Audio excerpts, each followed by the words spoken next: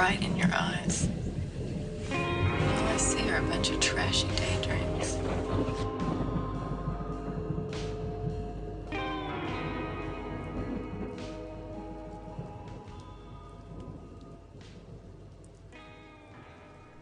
Hello everyone, welcome to Wake Island. I'm your host, Paul K.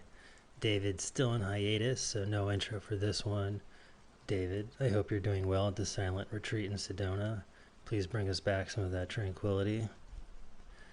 In this episode with Jarett Kobek, we get into the mythology of the Zodiac killer and the zeitgeist surrounding the late 60s of San Francisco, all of which he meticulously details in his first book of his Zodiac killer series, Motor Spirit. We also investigate a suspect who Jarett believes could definitively be the Zodiac killer. And I have to say, this scenario that he comes up with, after years of meticulous research, all of which is detailed in How to Find a Zodiac Killer, the second book in this series, is the most salient case for who this person could be.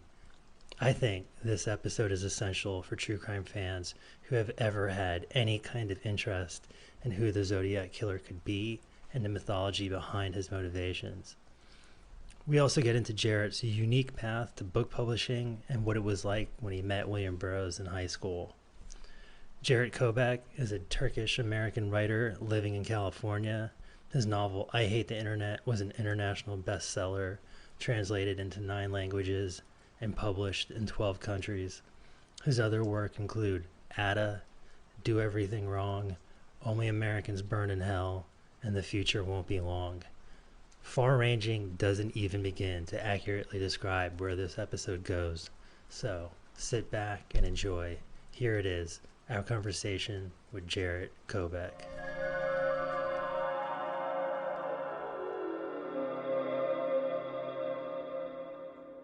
I am curious though, as somebody that's, partially a first generation American, born in Massachusetts on the East Coast. You're born in 1980, right? Yeah. Which I think is like a bit of a generational cusp between Gen X and millennial. So I'm just dying to know, like, what space did Zodiac Killer occupy in your mind when you were growing up? I mean, I had never even heard of it until I was in college. And then I bought Graysmith's book, which is a complicated book because it's factually, it's kind of a disaster. And I actually am really sympathetic to him because I think structurally in 1985, no one was going to be able to write something that wasn't that much of a disaster, but even still, it's pretty disastrous. And but the thing about that book is all of the factual flaws help. Like, it's a great book, like it's a really amazing kind of pulp fever heat book that They help. Like, did yeah. you have to unlearn some of what you had read in that book that you kind of already assumed to be a fictional pulp? No, I mean, I knew the book had problems, but when I was doing Motor Spirit, the idea was, so when I wrote ATTA, one of the things that I learned, which is really an important point, is when you read interviews with people who knew Muhammad Atta, which wasn't even the name he went by until he came to the US, but for the sake of clarity, Muhammad Atta, when you read interviews with people who knew him that were conducted shortly after 9/11, that's a recognizable person, right? Right. When you go even 6 months into the future, a year into the future, 5 years into the future, people aren't talking about the person they knew. They're talking about the perception they had of the person that they knew, which has now been profoundly influenced by that person being at the center of just relentless media coverage, right? Like, human memory is porous.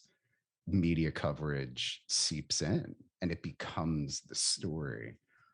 So with Zodiac, when I started doing what became Motor Spirit, the idea was go as far back to original sources as you can, and do not rely on anything anyone didn't say in the exact moment, unless, and there's a handful of exceptions to that, but they're pretty much marked out as, well, this is something someone said in, I don't know, 1999, right?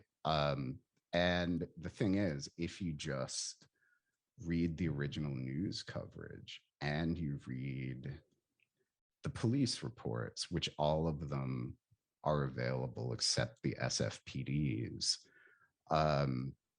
it's a very, very different story. And so you just sort of work, or not a different story, it's just you can see that the Zodiac that people are talking about after Graysmith's book has very, very little to do with the Zodiac that people were interacting with in 1969 or 1970 or even 1977.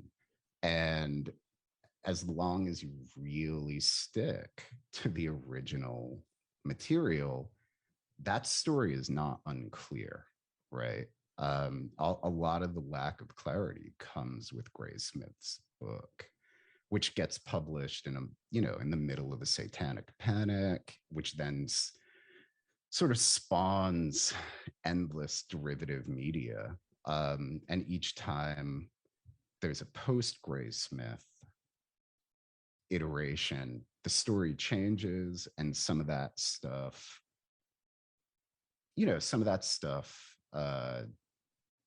sticks forever. Some of it doesn't, but there is an actual story, like there usually is.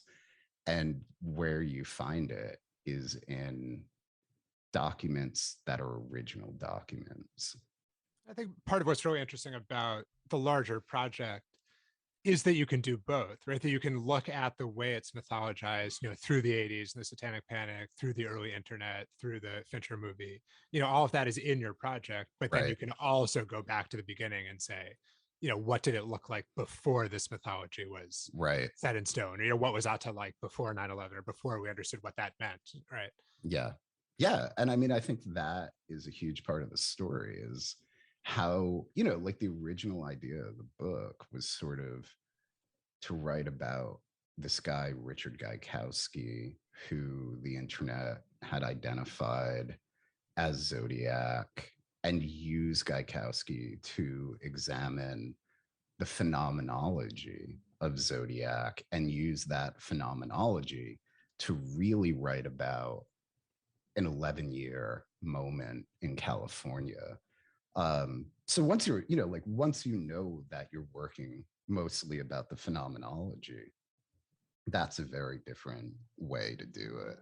And it's almost like the reason to get back to the original sources is partly because the phenomenology and the mythology after the fact is so interesting, but also so misleading, right? Yeah. And also I have a problem where it annoys me if I don't, like if I really start thinking about something and I don't know what the hell happened, it drives me crazy, and you start to get into this really sort of weird space of like, are these documents, say the original documents, which I'm working off of, are these, clearly these are not full encapsulations of anything that happened. These are summaries.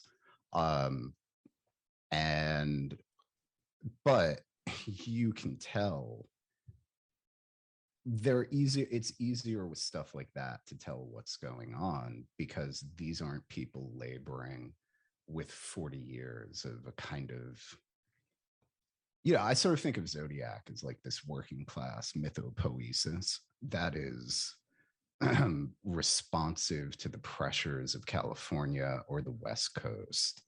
And, like the people who were alive in 1969, that body of myth didn't exist.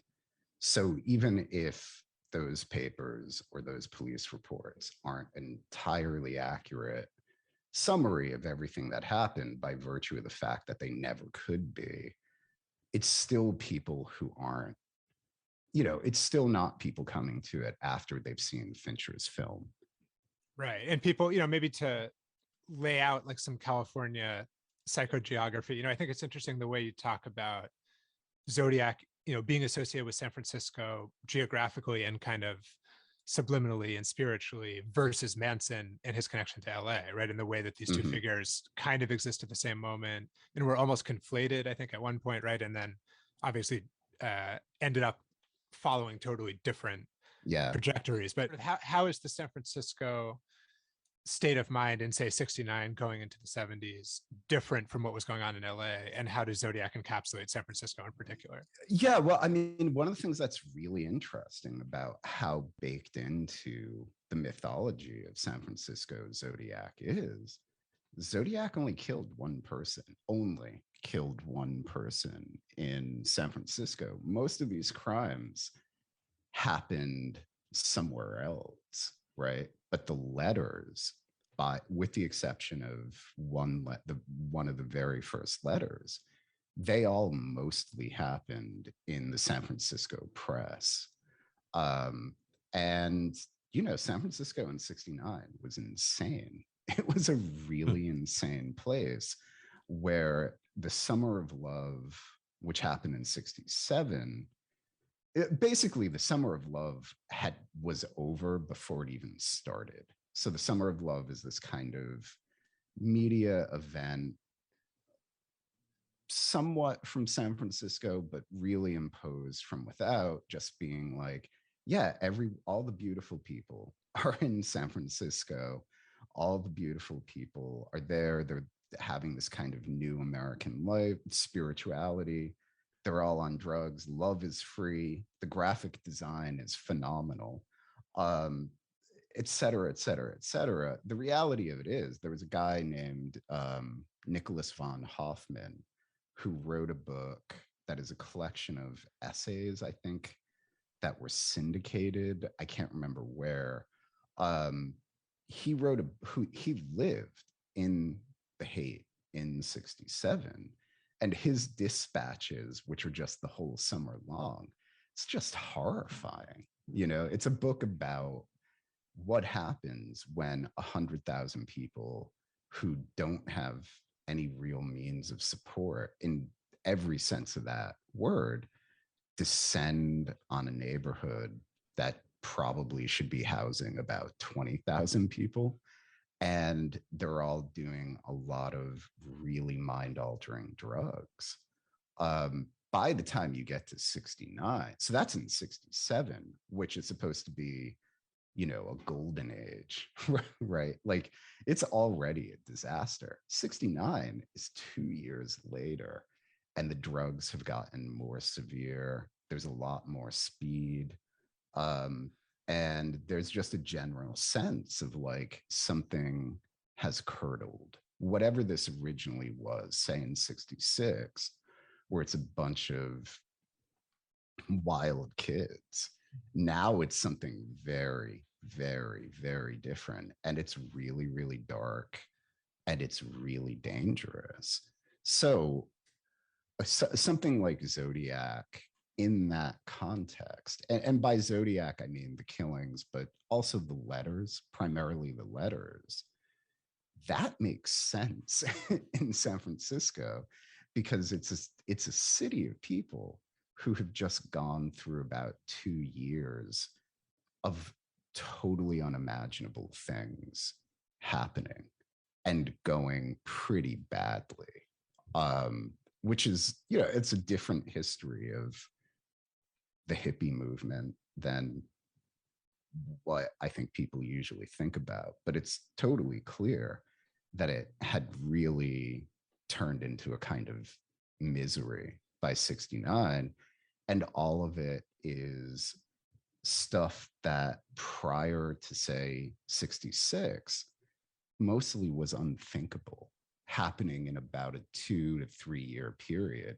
So if you've got a guy killing people and sending in ciphers and writing really strange letters, this is the city that is the most primed for whatever the hell this is.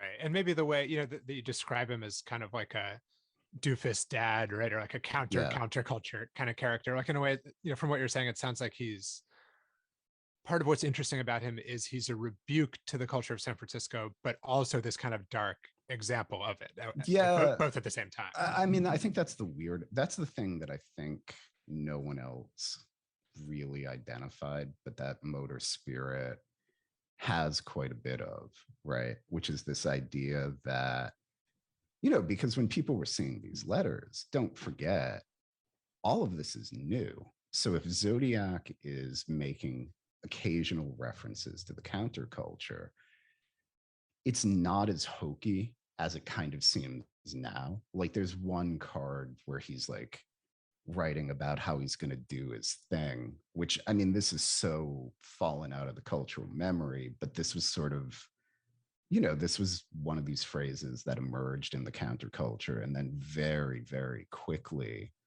as it filtered into the wider culture, hippies had to sort of abandon it. And what you see in some of the Zodiac letters is someone who, in my opinion, right, what you see is someone who is clearly paying attention to the counterculture, but also is clearly not part of it. And so what it kind of feels, and like, the trade name of Zodiac is a really good example of this, because people have spent decades trying to come up with some explanation of why this guy would call himself Zodiac. The thing is, if you go and you look at any newspaper, practically in California, and you go through each page in that period, Zodiac is like the most debased word because there's been this explosion of spirituality, this new American refocus on, I think, what we would now call the new age. And this has trickled down into normal people's lives. So every single day, the Chronicle will, well, maybe not every single day, but frequently, at least once a week, the Chronicle will be selling like, there'll be ads for what then probably would have been considered five and dime stores or department stores being like, hey, we've got your Zodiac shot glasses. We've got your Zodiac suits. We've got your Zodiac posters. We've got all this cheap Zodiac merchandise, which means, like at the time, the word was kind of omnipresent because astrology was omnipresent, but it was omnipresent as a really debased product, and like that's the kind of thing. Like when you're selling Zodiac shot glasses, you're not selling them to kids on the hate who probably don't even drink, right? You're selling them to the parents of those kids who know that something has changed in the culture, but are not at the cusp of that change. Right. And they're torn between wanting to punish it and wanting to get in on it. Exactly. Right. And I mean, this is the height of a certain kind of, this is when American capitalism is working its best, right? Not for everyone, but, for the parents of the kids who ended up as hippies in the hate, yeah, it's working really well for them. So what do you do if like American capitalism is something that you really buy into and there's something new? You buy it. Right. Well, it's like buying into it and buying it almost exactly. Yeah, exactly. Yeah, I apologize for the double use of buy in that sentence. So. It's inevitable. I mean, it's sort of the beauty and horror of America, I feel like, of capitalistic America, is that it can just absorb anything, right? It can generate wild and like really out there things. Yeah. And like by 69, so like in 67 and 66, the best way to think about that is like there are a bunch of people who are doing posters for the Family Dog and for the Fillmore, right? And these posters are clearly acid and weed inspired posters. The best of the artists is a guy named Victor Moscoso, who would famously later become a contributor to Zap Comics. But these posters literally don't look like anything anyone has ever done in the history of graphic design, right? Maybe there's a little bit of an Art Nouveau influence, but basically not really anything. Like, these are totally new. This is like essentially the first commercial drug art, right? And like these things hit with this kind of incredible power because they're totally new. By the time you get to about 1970 or 1971, every single advertisement for like vacuum cleaners looks like those posters. And that is sort of the process that is going on in the moment. Like, he seems like a prototype figure for the internet. What I like about your book is that you write it in third person perspective, which I think takes it out of this. Well, wait. Let me pause you. Mm, We're talking about Zodiac. You were yeah. talking about Doerr. And I would suggest that there's a difference. Yeah, maybe get into Yes. that. And even Zodiac versus the Zodiac. That might be a key Yeah. way to Okay. break it down. Good. Yeah. Okay. Good point. So before we get to Doerr, I definitely just want to get more into the books, because what I liked about how you wrote Motor City and how because you wrote it in third person, it takes it out of this realm of being a procedural true crime book, which is, I have to say, like, for me, the Zodiac, he was somebody I was aware of in the 90s. And you Right. write about this Geraldo segment that I actually somewhat vaguely remember seeing as a kid that was like very into serial killers. Because I mean, I'm the Right. same age as you. So like Dahmer was a big part of my childhood, and Ted Bundy. And I just remember these figures. I mean, they were Yeah. like on the same level to me as Freddy Krueger or something like that. But Sure. I have to say, I never read or seen anything that put this into a literary context. Like, I always saw the Zodiac as like Star Trek or something. You know what I Right. mean? Like, it Right. seems like this expansive, crazy, fucking like maniacal killer and ciphers. And Yeah. there's the aesthetics of it are so incredible. But then you start reading about it and you're like, damn, I'm not getting anywhere with this. This is just like about media. But I do like that you situated him in this specific place, in this zeitgeist. And I don't think you mentioned it, but he really represents some sort of cusp between the 60s and the 70s, because to have something this potent and this self-aware and violent happen and then be completely washed away the following year by Charles Manson is kind of a crazy like 1-2 step for American culture. Right. So I'm curious, like, did that always seem apparent to you, like before you got into the project? No. I mean, this is the virtue of going back and reading original newspapers, right? Zodiac's first cipher gets solved by this married couple, I think in Salinas, California. He is a school teacher. I cannot remember if she had a job. And what has apparently later come out is that she did most of the work, or the lion's share of the work, but that when they decided to go to the press, they were like, well, we'll let him handle this. They solved that, and the Chronicle confirms the first solution to the cipher on April 9th, April 9th, 1969. If you just see a clipping of that from the Chronicle, or when it gets picked up by every other news organization in America, you miss the main story, which is that happens the same day that the entire country finds out that Sharon Tate is dead. And that is like, that should be Zodiac's big moment, right? Like, here's a killer who says he has killed 3 people, shot 4. He's sent us this cipher. It took a week to solve. Here's the mystery revealed. That's like a perfect media narrative. But Sharon Tate is dead, right? And like, and she's beautiful and iconic. She's beautiful. She's married to the most successful director in the world. She and her friends with a baked in occult possibility, right? Yeah, and she's, her friends are dead with her.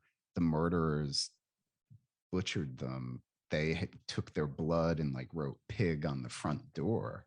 What that essentially means is, and I think this actually happens in the Chronicle, I can't remember the page, that means Zodiac isn't front page news, right?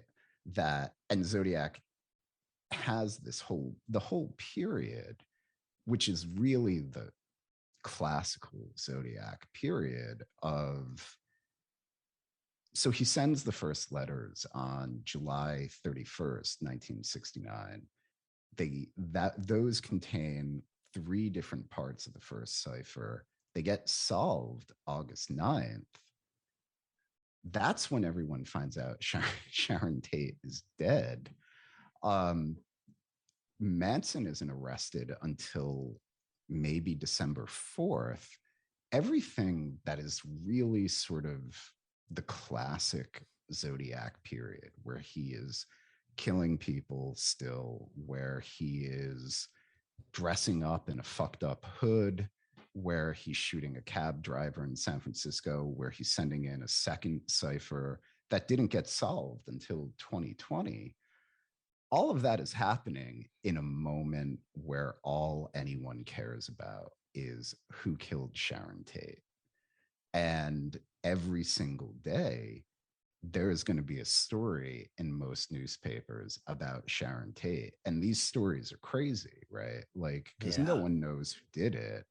So it's like, well, was it a black mass gone wrong? Was it like an orgy gone wrong? Was it a black mass orgy gone wrong? I mean, it's a really insane moment in American life. And what that means is like Zodiac is kind of an also ran during the period where people should be paying the most attention to Zodiac. And I think that's a really, really important distinction to make, because if you watch something like Fincher's film, you get the impression that this was this all-consuming moment where the entire Bay Area was on tenterhooks because they were so afraid of everything. And I think they probably were, but I think it wasn't so much about Zodiac as it was Sharon Tate. It's almost like he was doubly frozen out, like first frozen out by the counterculture, then frozen out from the murder culture. Yeah. And I think, again, this is a less supportable assertion on my end, although I think it's a totally fair assertion. Probably, and I don't know what the right adjective is, so I will say iconic, although I find it really distasteful in this context. The most iconic of the Zodiac murders is the only daytime murder that happens on September 27th, 1969. Zodiac goes to Lake Berryessa, which is a man-made lake, mostly in Napa County. And he wears a hood. He ties up 2 kids. He stabs them. He, the man survives. The woman does not. And then he goes and he writes a message on the door of the male victim's car. The thing is, it's hard for me to see how that isn't really influenced by the coverage of Sharon Tate, right? Because that's and the subsequent La Bianca murder, because that's every major detail of those murders. It's people being stabbed, people being tied up, and writing on a door, right? Yeah. And the hood, there's a hood in the Tate thing, But it's a little weird with Zodiac because he thought he killed them both, right? He makes a phone call immediately after being like, I just stabbed 2 kids at Lake Berryessa. So the thing that has become the most visually iconic aspect of Zodiac, which is a guy in a hood, no one was ever supposed to know that it happened because the 2 people who saw it were supposed to be dead. What that really leaves you with is stabbings, writing on a door, and people being tied up. That's the Tate murder. Yeah, but it's almost like at that moment when, what's the victim's name who lived? Brian Hartnell. When Brian Hartnell lived, it's almost like within that moment is when the Zodiac perfected his character, and he became this person that I feel like is almost like an inversion of the American dream or the American promise, where you can become famous in the press and just live out this imagined life without having to go through the hardship and rejection of being an actor or a writer or whatever, an artist. He did get to cut the line. Well, I mean, one of the things that's really interesting about that is he doesn't actually write a letter after that attack. And then he then does the shooting of Paul Stein, who's driving a cab in San Francisco, and he sends in a letter on October 13th, 1969. What happens up until this point, up until October 15th, 1969, Zodiac is such an also ran that the papers aren't even calling him Zodiac, despite multiple letters saying, this is the Zodiac speaking, right? What they are doing, or maybe one letter, I can't remember the timeline right now, but in any event, he has named himself. The papers consistently refer to him as the cipher killer or the cipher murderer or whatever. On October 15th, this really crazy thing happens. The Chronicle publishes the details of the letter that he sends after he shoots Paul Stein, and totally disconnected from this happening, the Los Angeles Times, which in that moment was essentially the West Coast equivalent of the New York Times, although the New York Times wouldn't have agreed. But it was the most prestigious journalistic outlet on the West Coast, hands down. They run a huge article, which has clearly been in prep for about a week, apparently without any knowledge that another correspondence has just come in, being like, no, the Zodiac is real. This is a real thing. This is happening. And then suddenly, this is the birth of Zodiac. And you can see it because there are 2 newspapers in San Francisco. There's the Chronicle and there's the Examiner. They are in a joint agreement where the Examiner is the afternoon paper, the Chronicle is the morning paper. So when the Chronicle is reporting on getting this letter, the word Zodiac is mentioned, but it's buried really deep down in the article. The headline or whatever is still about the cipher killer. By the time the Examiner runs its article on the same letter, everyone's seen the Los Angeles Times. And suddenly the Examiner is like, Zodiac sent in another letter, right? You can literally, it's a really unusual thing where you can literally see the exact moment where a media narrative is born. It's like this moment that's another one of these like 2 perfect coincidences in history that I read somewhere at the, I guess 1893 or I think 1893 Chicago World's Fair. In the morning, Turner gives the frontier thesis, right? When he says the frontier is closed and, there's no more land to be taken and so on.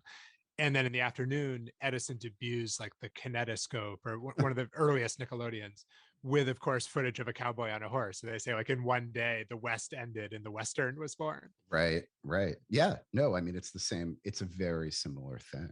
And, I think getting to the point that you made, yeah, I mean, the way that I think about Zodiac is almost as like a proto mass shooter. Um, Serial killers, I mean, technically, he definitely meets the criteria for being a serial killer. There's no question of that. But I really think, like, if you think about a mass shooter now, and unfortunately, well, maybe not now, like a mass shooter 5 years ago, because I think the genre has evolved, sadly. It really has. Yeah. Yeah. That would itself be an interesting follow-up question. But if you think about a mass shooter, certainly after Elliot Rodger goes to and shoots up Isla Vista, that's a template. And the template is like, this is a person who goes and kills a bunch of people. And then we all find his writing and his digital footprint, and we try to make sense of what this is.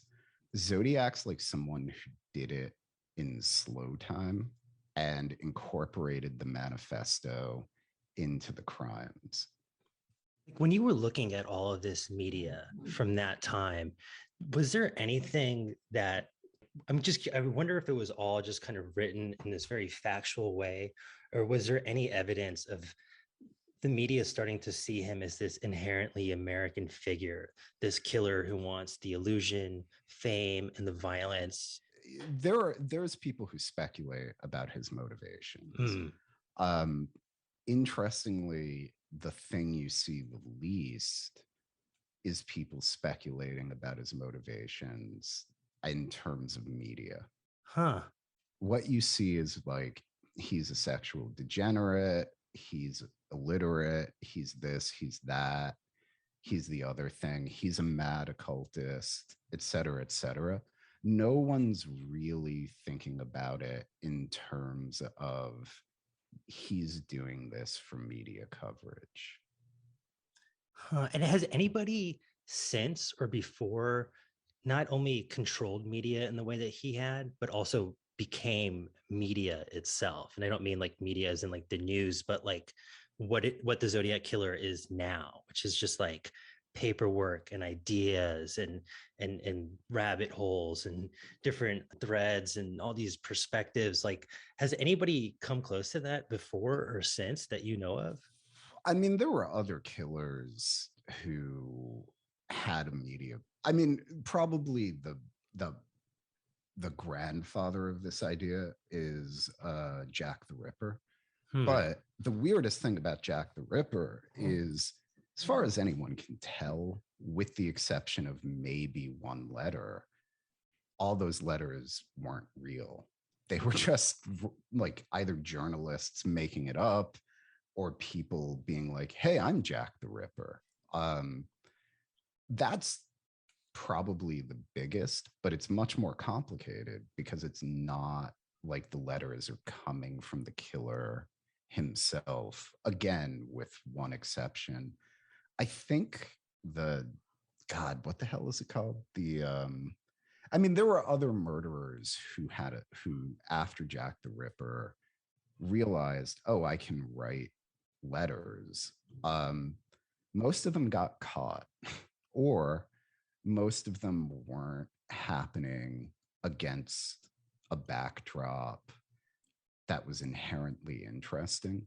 Like, there's a guy, I think, who's called something like the Toledo.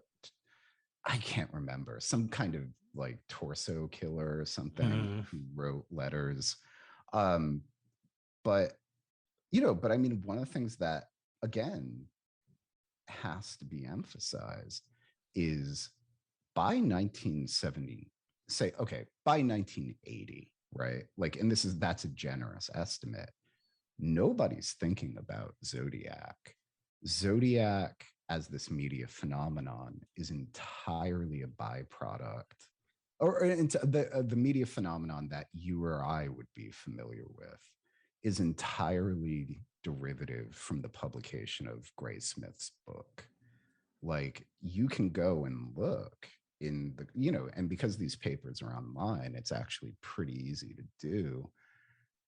The Examiner and the Chronicle don't mention Zodiac for a very long time before Graysmith's book comes out.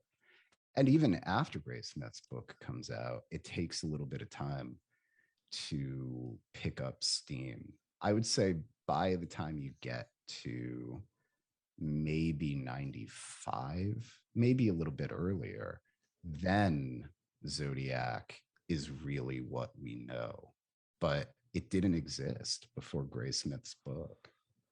I mean, I think there's something interesting when you talked about, these era shifts, or, when you mentioned Jack the Ripper, and I've seen your videos with Alan Moore, and the way he talks about Jack the Ripper kind of birthing the 20th century, and from hell, and maybe, Zodiac is sort of in this cusp between the 60s and the 70s, or between, the optimistic phase of, the new age or the age of Aquarius or something, and then just Reagan and Nixon and just all the president's men and the parallax view.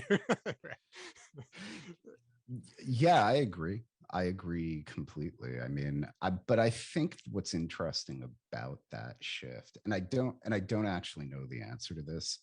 I'm not sure people were aware that shift was happening. Maybe they were by the 80s then, right? But probably by the 80s. By the time Reagan gets elected, yes, clearly something has changed. I'm not so sure people knew something was wrong in the 70s, and they had theories about what were the causative factors of that. Did they really know? First of all, there's a whole other question. Did people even believe the story that we are told about the 60s of like, it was full of optimism and new? I don't know if people actually believed that, but assuming that they did, and I think it's probably pretty fair to say that at least some people did. Did people understand that the 70s was like this kind of dark farce version of the 60s? I don't know. I genuinely don't know. I mean, I can tell you, if you look through material, and I haven't obviously read every single thing written in the 70s, looking back at the 60s, people know something's changed. I don't know if they know that the whole era has changed.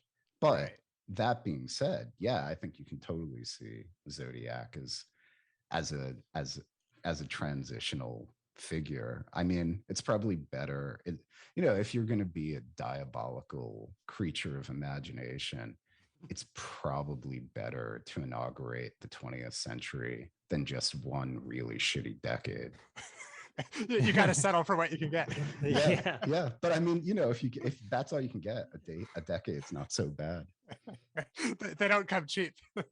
But do you also think that maybe, and this is more of a personal question, but do you think the correlation between our current moment, which obviously this term, the vibe shift, is being thrown around a lot, but you did happen to write a book about the Zodiac Killer during this time.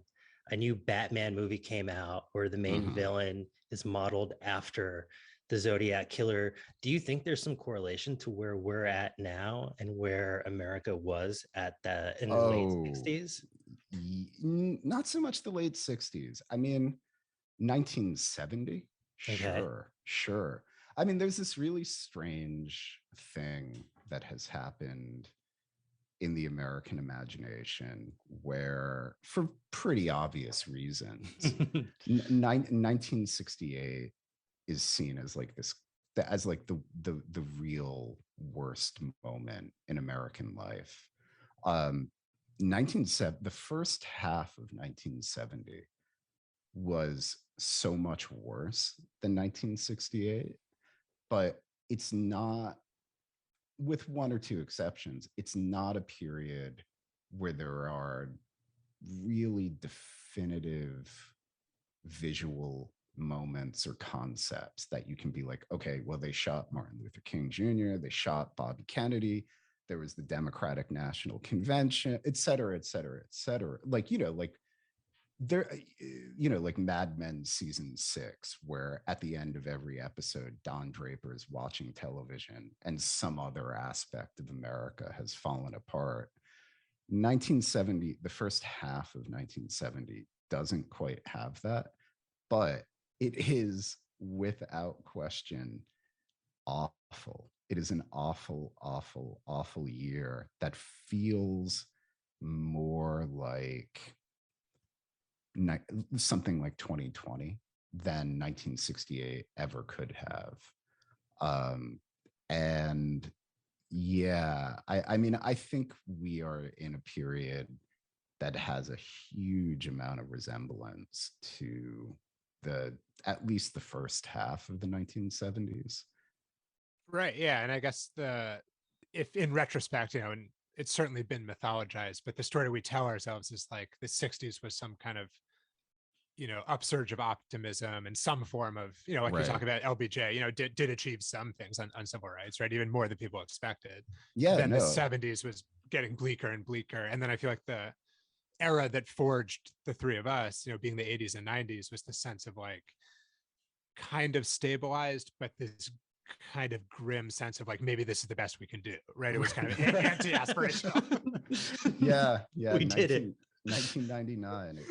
It was where it was all happening. Yeah, no, but I mean, I think one of the things that gets lost in those narratives of the 60s is like the president got shot and then everybody watched the guy who seems to have shot the president get killed on television. A lot of the optimism that I think people identify in the 60s feels to me a little bit like someone who has something really bad happen to them and then resolves that they're just going to be happy from now on. And they have that kind of like forced, we're still like life can be good. Except right. Like a story where someone's like still talking to the like skeleton of their dead spouse or something. Yeah, like and like Lyndon Johnson was an amazing figure who built on the things that King achieved, which he never gets enough credit for. Either of them actually, and did get some crazy legislation through that completely changed the country. A lot of the moment, in my more cynical moments, I sort of think a lot of what is happening in American political life is a white upper middle class that can see that it is not going to have the same control over the country that arguably it has had for the entirety of the country. Although that's a little difficult, because did the white upper middle class actually exist in an agrarian period? Who knows? Let's say it did, for the sake of podcasting generalities. It is really quite clear that the administrative class of this country is going to look radically different in about 15 to 20 years than it ever did. And that literally comes back to Johnson, who shepherded through, I should say, because, there were Congress people, passed this immigration bill that suddenly removed racial quotas from who could come to the country.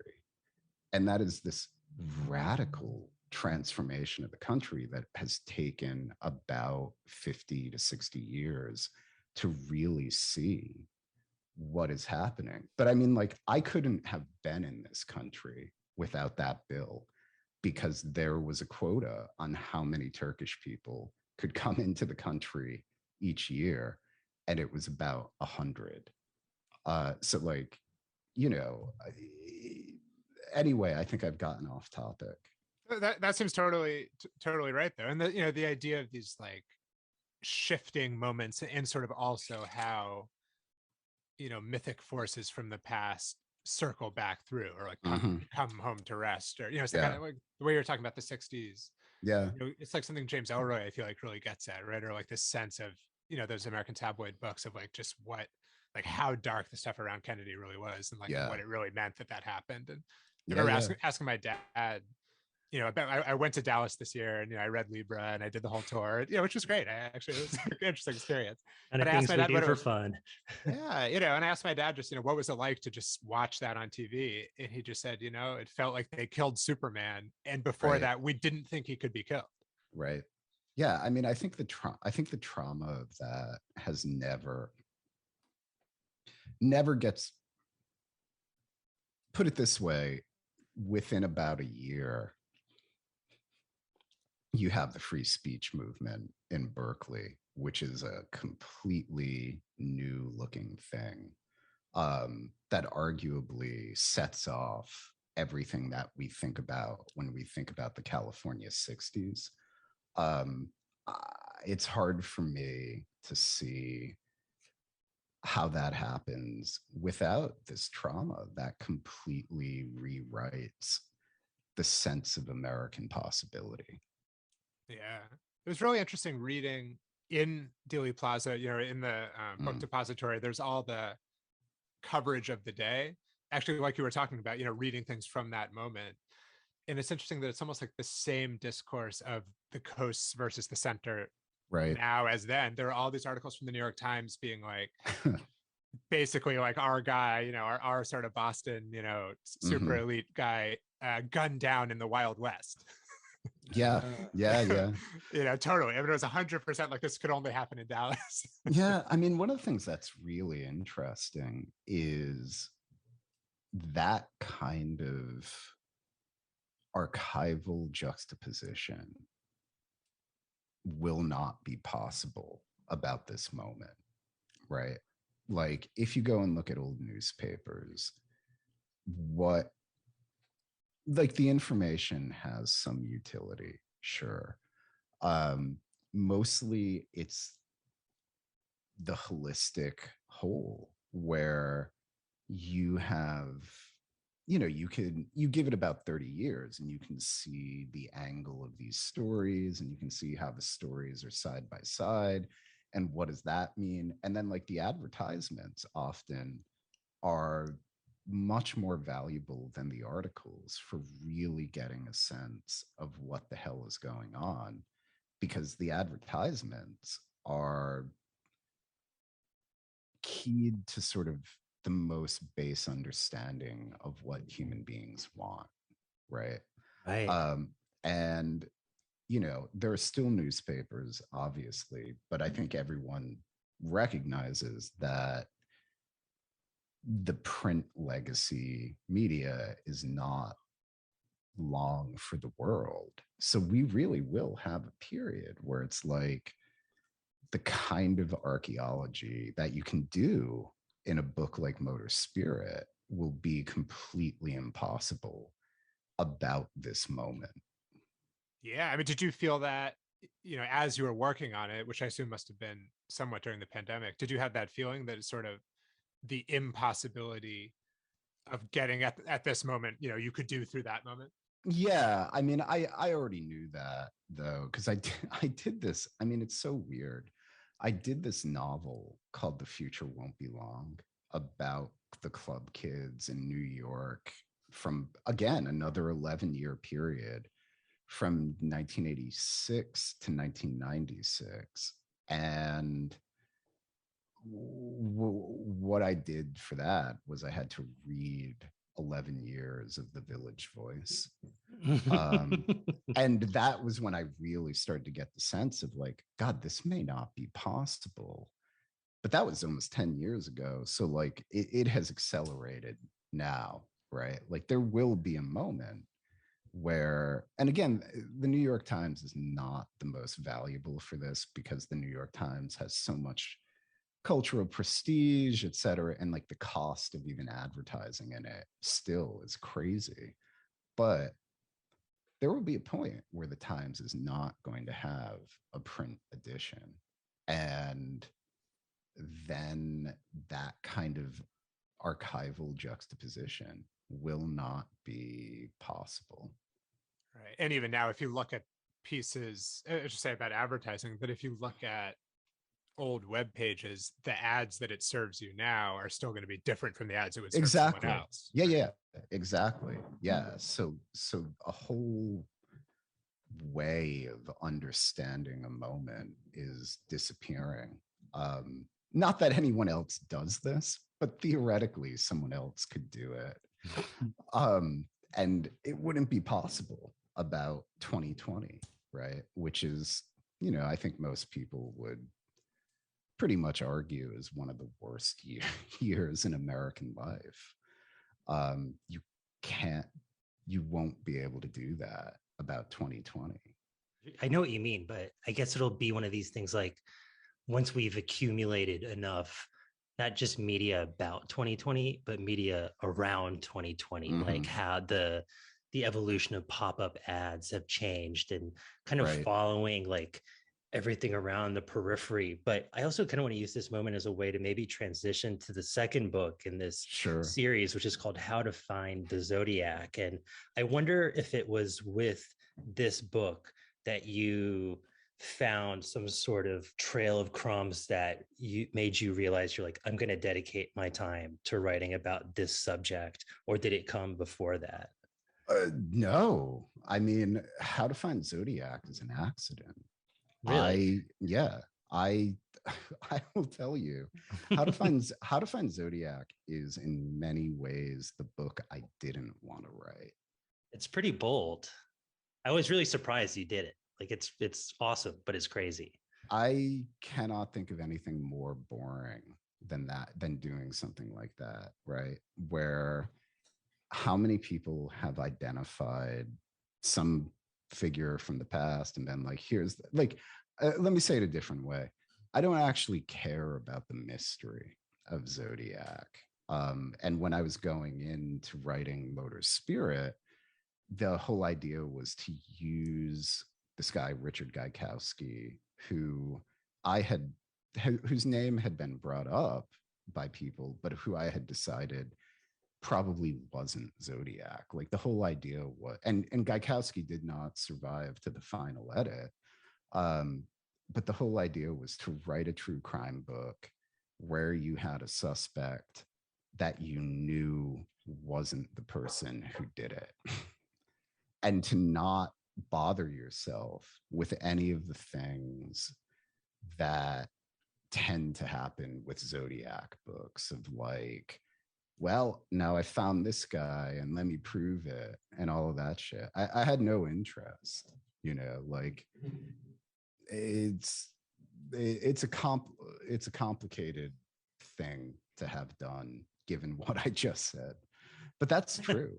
I really, really didn't want to do it, but what happened, as is recounted in the beginning of the book, I was trying to do some research for the book. I asked a friend something, he said something, I did a Google search, I came up with this result of someone's name, and then I couldn't let it go. And the reason I couldn't let it go is because I kept examining more and more and more, trying to find something that would exclude. And the more that I found, it kept including.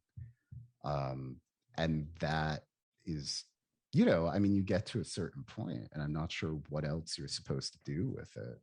Yeah. And do you think it's because you were writing this literary version of a true crime book about the Zodiac killer that you were able to maybe locate the wavelength of this person that you potentially identify as the Zodiac, who is also a bit of a book nerd? Like there is a common language there that made it interesting for me as well as a reader. I mean, I can tell you what I think is probably the most dangerous cognitive bias in How to Find Zodiac, which is I had written almost all of Motor Spirit by the time that this happened. And I had formed theories, which I think are completely supportable from the letters and from the references in the letters, as to who Zodiac probably was. So if you then find a figure who pings off all of these things, you are in a really, you run the risk of being like, well, of course this is him, but you're the person who defined all the terms by which you would find Zodiac, right? Like if you're the person who writes out all the theoretical criteria, and then you find someone who meets those theoretical criteria, what faith can you have in yourself as the person who created those theoretical criteria? Okay, everyone finds their own Zodiac. Yeah, exactly. Right. Like that is a real danger. I mean, I think anyone who reads the book will see that one of the things that I try to do is constantly undercut that and constantly exist in doubt, right? Because I don't think certitude is anyone's friend in this at all. It's certainly not my friend. And I can tell you with all honesty, I have no idea if this person is Zodiac with like the kind of certitude that other people would have.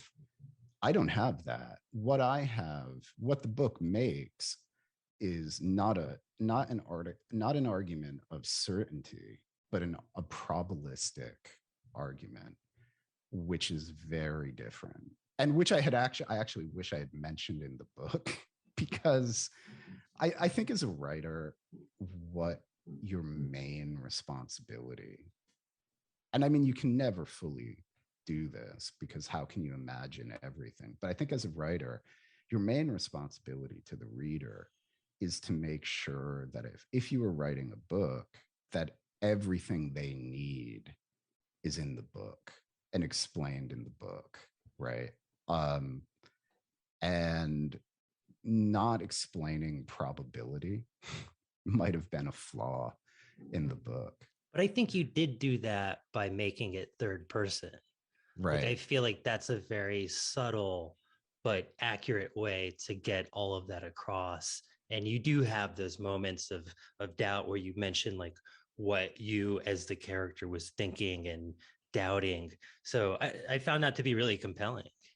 Yeah, well, I mean, I think anyone who's not filled with doubt when they're dealing with something that you can know what you know, and then there's what you can't know. And anyone who's not filled with doubt about what they can't know, particularly on something like this, should not be trusted. And so the book constantly is trying to undercut me. It's constantly trying to undercut the theory. It's constantly trying to undercut the identification. It's constantly offering other ideas about why this might be wrong. Right. And it also undercuts the true crime genre, which I think it's in some ways is its biggest crutch and maybe its biggest hurdle.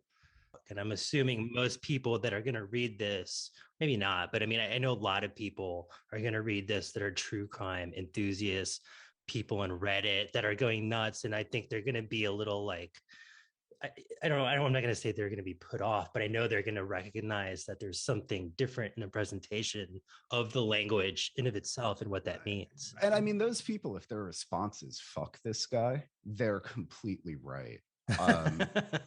Because like true crime is, for lack of a better term, it is mostly a working class form of storytelling, right? And there is a way in which you can see both of these books as an act of literary gentrification, where this is someone who's coming in with a series of aesthetic and intellectual concerns that maybe aren't appropriate for the genre, and then just sort of imposing it onto one of the bigger stories within this body of myth making. And like, you know, gentrification is not a bad metaphor here, because if you think about people who moved into neighborhoods that were run down but had these charming period buildings, and they come in and they restore the wainscoting and all of that shit. Like, on one hand, the restoration of the buildings are beautiful. On the other hand, it's like someone who has completely upended the neighborhood for, you know, essentially an externally imposed set of aesthetic concerns. So yeah, you know, like, they should say fuck you. But yeah, I just want to like circle back on this, because one thing, you know, you mentioned that the true crime genre is this working class genre, which I do agree with that. But I also think that there's a false pretense with the true crime genre that there's an authoritative voice that is speaking facts to you. Oh yeah. That to me always felt a little bit bullshitty about the genre, which made it in some ways, it wasn't like I didn't take it serious because I thought it was above it. I only like reading Bret Easton Ellis. It was more that I was like, well, how do I know that this is actually factual? Like, it's like watching Dateline or 2020. Like, to what degree are these people journalists? So in a weird way, I almost found your take on it to be more authoritative, in the sense that it did present doubt, did in fact remove the narrator to a certain degree from the perspective shift. And I thought that was really smart. And I do wonder if you feel similarly about true crime being seen as this voice of truth within literature. I mean, I don't know. Do people think that? I'm not disagreeing with you. I actually don't know. I guess they do. And yeah, I mean, I could never do that.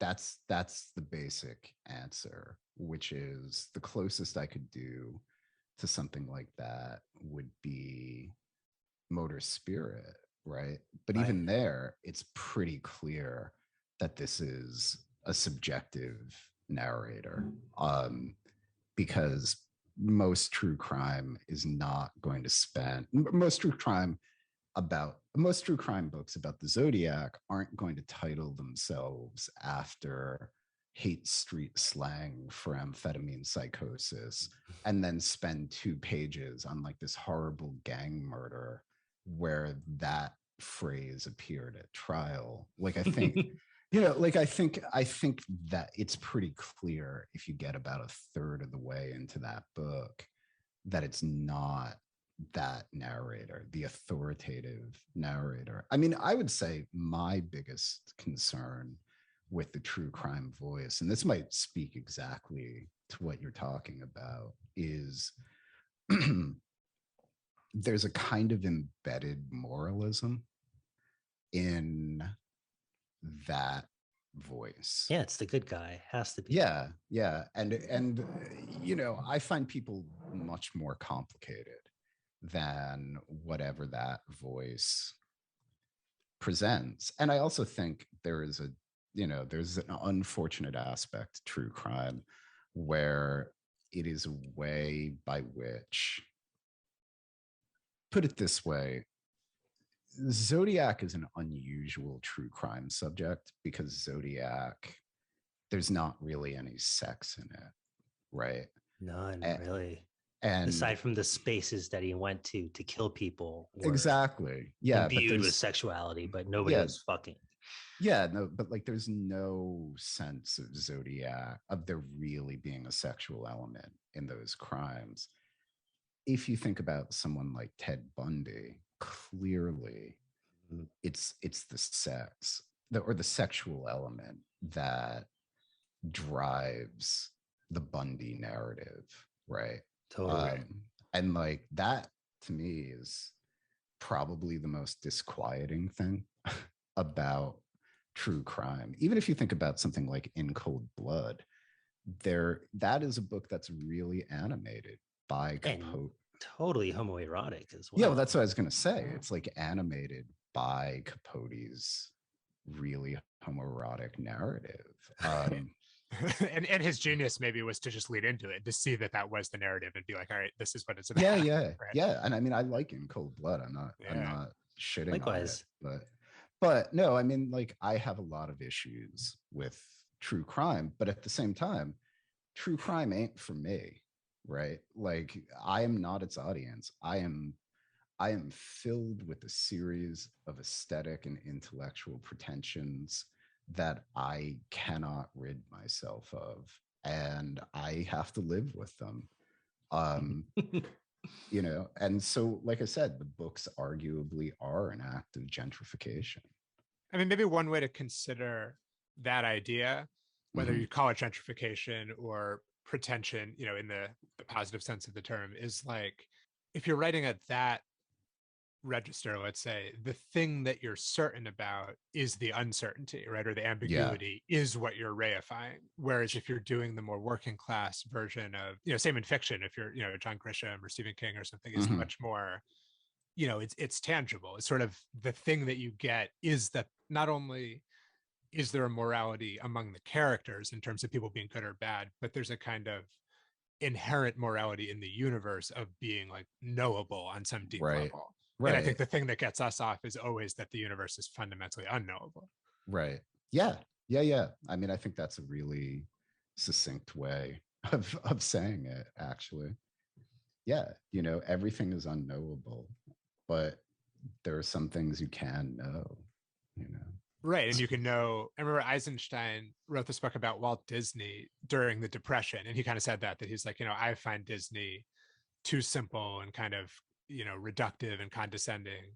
But, if you're living through the Depression in America and you're broke and you're trying to care for your kids and you have like one nickel to take them to see, Snow White on a Friday night might be like a pretty good thing to do. Right. And to say that, you should have taken them to Exterminating Angel instead. It's maybe pretty unfair. yeah. I think that's right. Yeah, I'll take that comparison. I think it's a pretty good one, but I don't know how much you want to like show your hand here, but I do want to know, like, how did you zero in on the suspect that you wrote about in How to Find a Zodiac? Yeah, well, I mean, let's name the guy, because let's do it. We keep dancing around it, and that's weird. It's a guy. It was a guy named Paul Doerr who lived in the North Bay. He worked in Vallejo. He seems to have spent his entire life writing letters, or publishing his own fanzines or magazines, depending on the period. Some of them seem to have been on microfiche, which is, because mimography wasn't marginalization enough. He had to get onto microfiche. But I was looking for a reference.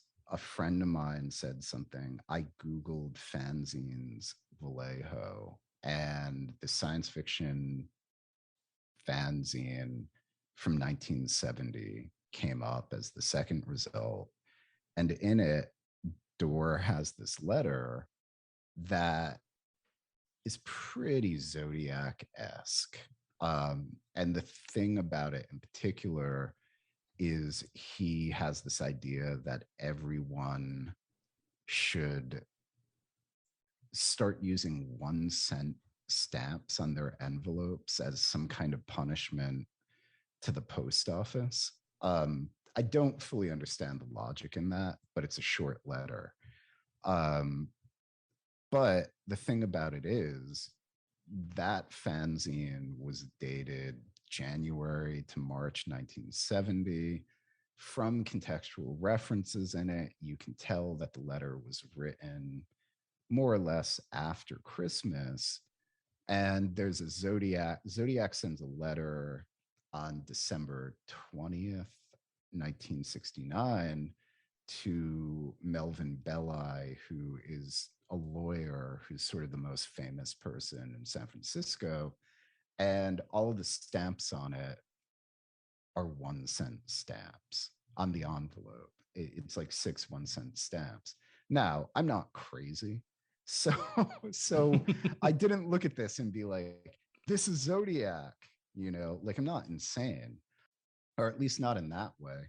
But it was like, well, that's really interesting. Not thinking he's Zodiac, but thinking like, well, it cannot hurt to investigate more. And what I do is I start digging up. And by digging up, I mean finding on like archive.org and this website called fanac.org, which has all of these old science fiction fanzines that they've slowly been scanning, finding more and more of Doerr's writing.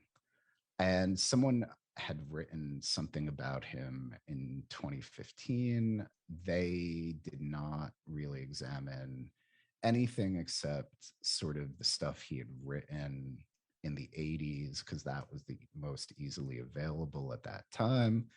Anyway, it becomes very, very clear pretty quickly that there's something here, but I still don't think this is Zodiac, right? I mean, arguably, I still don't think it's Zodiac, but more so than I did then. And so I was just like, well, I guess I should research this, because even, no one's looking at this stuff and being like, oh yeah, this guy's Zodiac. But it did seem like if you're writing a book about the period, a guy who seems to be writing a lot and publishing a lot, that is a kind of unauthorized view of the moment of 1970, of 1971, or 1968, or 1969. And so I figured out how to get some of his self-publications. And the first one that I get is a copy of this thing called Habitalia #1, which is a J.R.R. Tolkien fanzine. And, I'm like going through it and it's like, well, this isn't much really. And then I get to the last page and there's a cipher on it. What? Yeah, like a cipher that he wrote in Tolkien's Surth alphabet, which is like this is nothing near the complexity of any of the Zodiac ciphers. And but you have to think about it in terms of this, which is, I think at this point, and at this point, I mean like 2021, when I'm doing this, most people have sort of come around to this idea that Zodiac was from Vallejo or somewhere in the North Bay, rather than being someone in San Francisco, right? And there's a bunch of reasons why, not really worth getting into. This is a thing that Doerr mailed 2 days after Zodiac sent the Z13 cipher. And, you have to imagine, like, these are two people, the only two people who are issuing ciphers in that week in the North Bay are Doerr and Zodiac for print publication anyway. And so seeing that, it was sort of like, well, I guess I should do more research. And again, the idea behind all of this was, how do you exclude this guy? Looking for something where he says, oh, I was out of town this week. And I mean, this sounds crazy until you realize how much Doerr was publishing and placing classifieds and writing letters to publications in the time, or at the time rather. And just going through, like there's an appendix in the book, and the appendix has something like 400 classifieds or letters or whatever that Doerr had written, just going through these things, trying to find something that would exclude him, right? And chasing this to totally absurd ends. Like an ex of mine had to go photograph copies of this libertarian publication from 1973 in the library at the University of Michigan because I couldn't find copies of it anywhere else. And just going through the stuff and consistently not finding anything that excluded him and consistently finding things that really included him. Yeah, and tell me about his background, because one thing that I found to be really compelling about him that ties into our current moment is that he was a comic book nerd, but he was also a right winger. And what was he involved in? Was it the Minutemen? Yeah, well, it's a complicated thing. He definitely seems to be a comic book nerd, which is of some import because one of the last Zodiac correspondences has a quotation from the cover of a really obscure comic book. And this is in a moment where there's probably about 2,500 comic book collectors in the country, right? So even putting aside the question of Doerr, if you assume that this thing on the back of one of these Zodiac correspondences is quoting from a comic book cover published in 1952, you suddenly have reduced who Zodiac can be by an enormous scope, because there's the number I've seen, which I don't trust, is there's about 2,500 back issue comic book collectors in America, the entire country in 1970. I think for the sake of inclusiveness, you could probably double that to about 5,000. You could even double that to maybe that number to 10,000 if you're really trying. Still a workable number. Yeah, but it's still, and particularly if you think this is not a number that has a huge amount of, this is not, this is 10,000 people for the whole country, right? We're talking about at most the Bay Area. How many back issue comic book collectors are there in the Bay Area? Now, there's going to be more than somewhere like, I don't know, somewhere in Alabama, but it's still a limited number of people that you could possibly be talking about. So yeah, there's that. And then like Doerr was a weird guy, man. He was a really smart guy. And I don't know if he was right wing. I mean, some places he really seems to be right wing, but then some places he's, and like he was, in the FBI files on the Minutemen, they have a membership list in Doerr's name and address. His post office box in Vallejo is on that list. And that's significant because the Minutemen are, the Minutemen are not that different from what we would sort of think of as like right wing Proud people. Boys. Yeah, who like to dox people on Twitter, right? Exactly. The Minutemen have a magazine called On Target, and the whole point of it is to just give the addresses of liberals and communists and fellow travelers and like people who work for, I don't know, whatever you would want to imagine being at the time, and just being like, yeah, you should send them a lot of letters. And with 1 cent stamps. Well, they don't say that. No, they no, okay. No, but the Minutemen seem to be mostly presidential stamps in their hate mail. But anyway, but no, like the thing about the Minutemen that's of some importance is Zodiac uses the symbol that has since become known as the Zodiac symbol. It is as far as anyone can tell, it's just a crosshairs through like a rifle scope. Calling it the Zodiac symbol is a little weird because it actually predates when Zodiac starts calling himself Zodiac. But for simplicity's sake, it's the Zodiac symbol.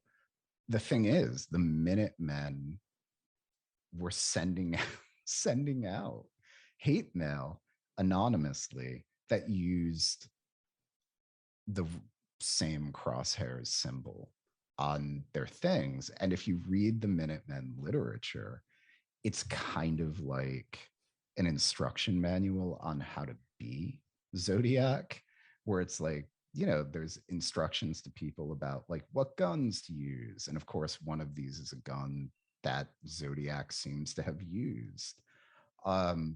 You know, there's instructions about like how you should go to post offices and post office boxes that aren't in your neighborhood, which of course seems to be exactly what Zodiac did, et cetera, et cetera, et cetera. And yeah, like Doerr wasn't, I mean, I don't know how, if he was like a member in good standing, but he was, you know, the FBI found a list of Minutemen of the entire membership, and Doerr is on it. But it's complicated because while he will occasionally say really weird right-wing things or just things that, like, you know, in one of these fanzines he publishes in 1968, he's really into George Wallace's presidential campaign, which I think probably is about as right-wing as you can get in 1968. At the same time, this is a guy who is like really into a bunch of things that no one would associate with the right wing of 1968, like aesthetically, counterculturally. You know, this is a guy who's placing classifieds in the Berkeley Barb, and who in a couple of years will be contributing incredibly detailed letters about the occult to neo-pagan journals. So Doerr's really weird. Like, he doesn't make sense in his own moment. He absolutely makes sense in, say, 2021 when you have a figure like the QAnon shaman, right? Like that guy, or the Punisher's skull. I feel like that's like become a comic book symbol that's bled over into the far right and QAnon. It's almost the exact same mindset. But like QAnon's really weird because QAnon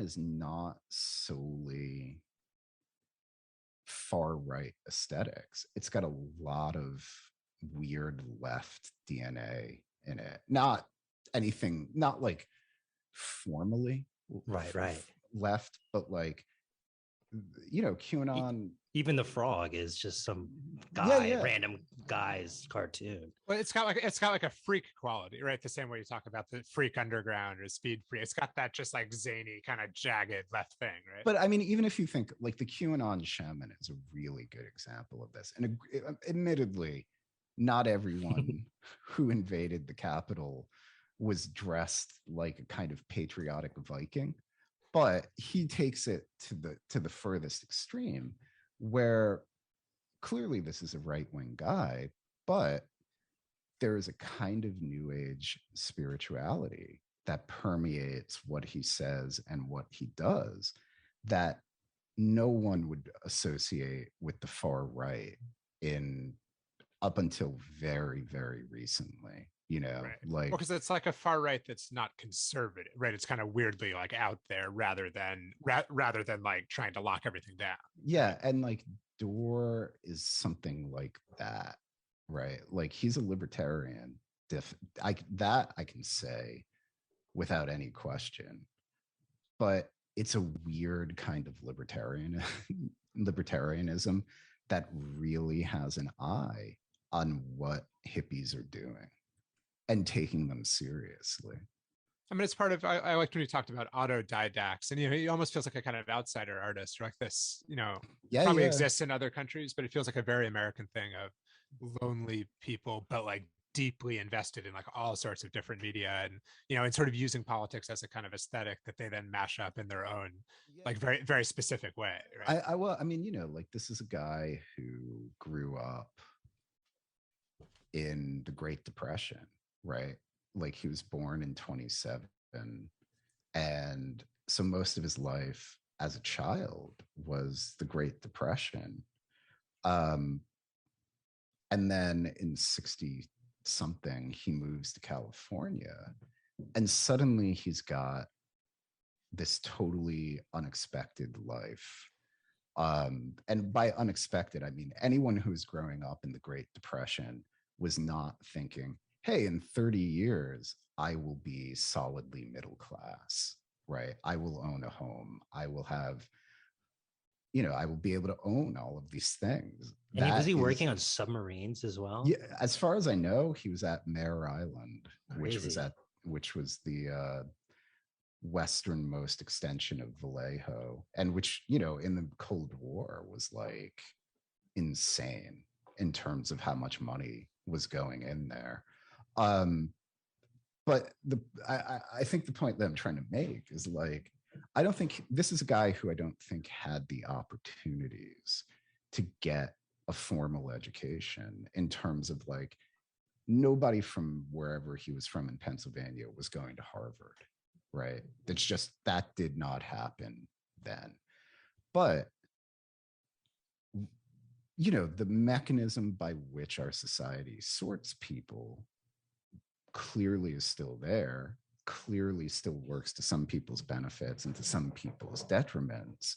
And like you can have this argument about the constituent nature of that sorting mechanism, but the reality of it is every society has sorting mechanisms. One of the things those mechanisms are consistently terrible at is finding people who are really, really bright, but who are not from circumstances where they can be put into that mechanism and end up with one of the outcomes that we would hope, if we lived in a fair society, would be on the level with where their intelligence is, right? So Doerr is a guy who Doerr can understand anything, right? Like if you put information in front of Doerr is so bright, he can absorb it and he can figure it out and he can do it.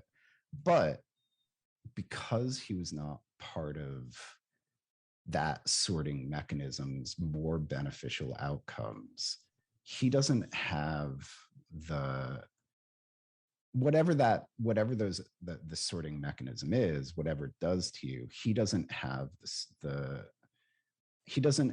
kind of inherited language that, say, an education in the Ivy League gives you, right? And he doesn't have the social connections. And if you don't have those things and you're a really bright guy, what the fuck do you do? And his answer was to just write letters constantly and publish constantly. Yeah, and it seems like the beauty and the tragedy again is like America on the one hand excludes people like that, and to its own detriment, fails to find them.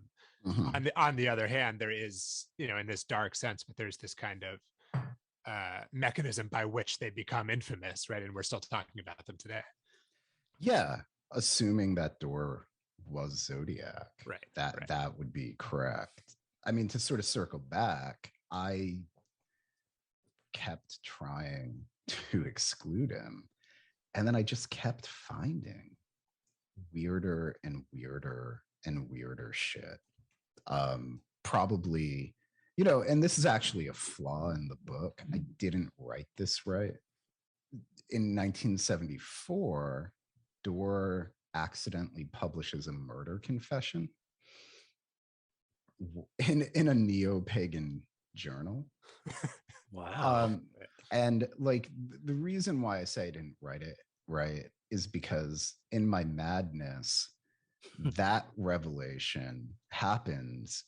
There's then like a page, not a page break, but I don't actually know what the term, like a widget essentially. And then the book suddenly goes into like a 20-page dense history of libertarian underground publishing. Probably should have ended the chapter there. That would be my advice to any fledgling writers.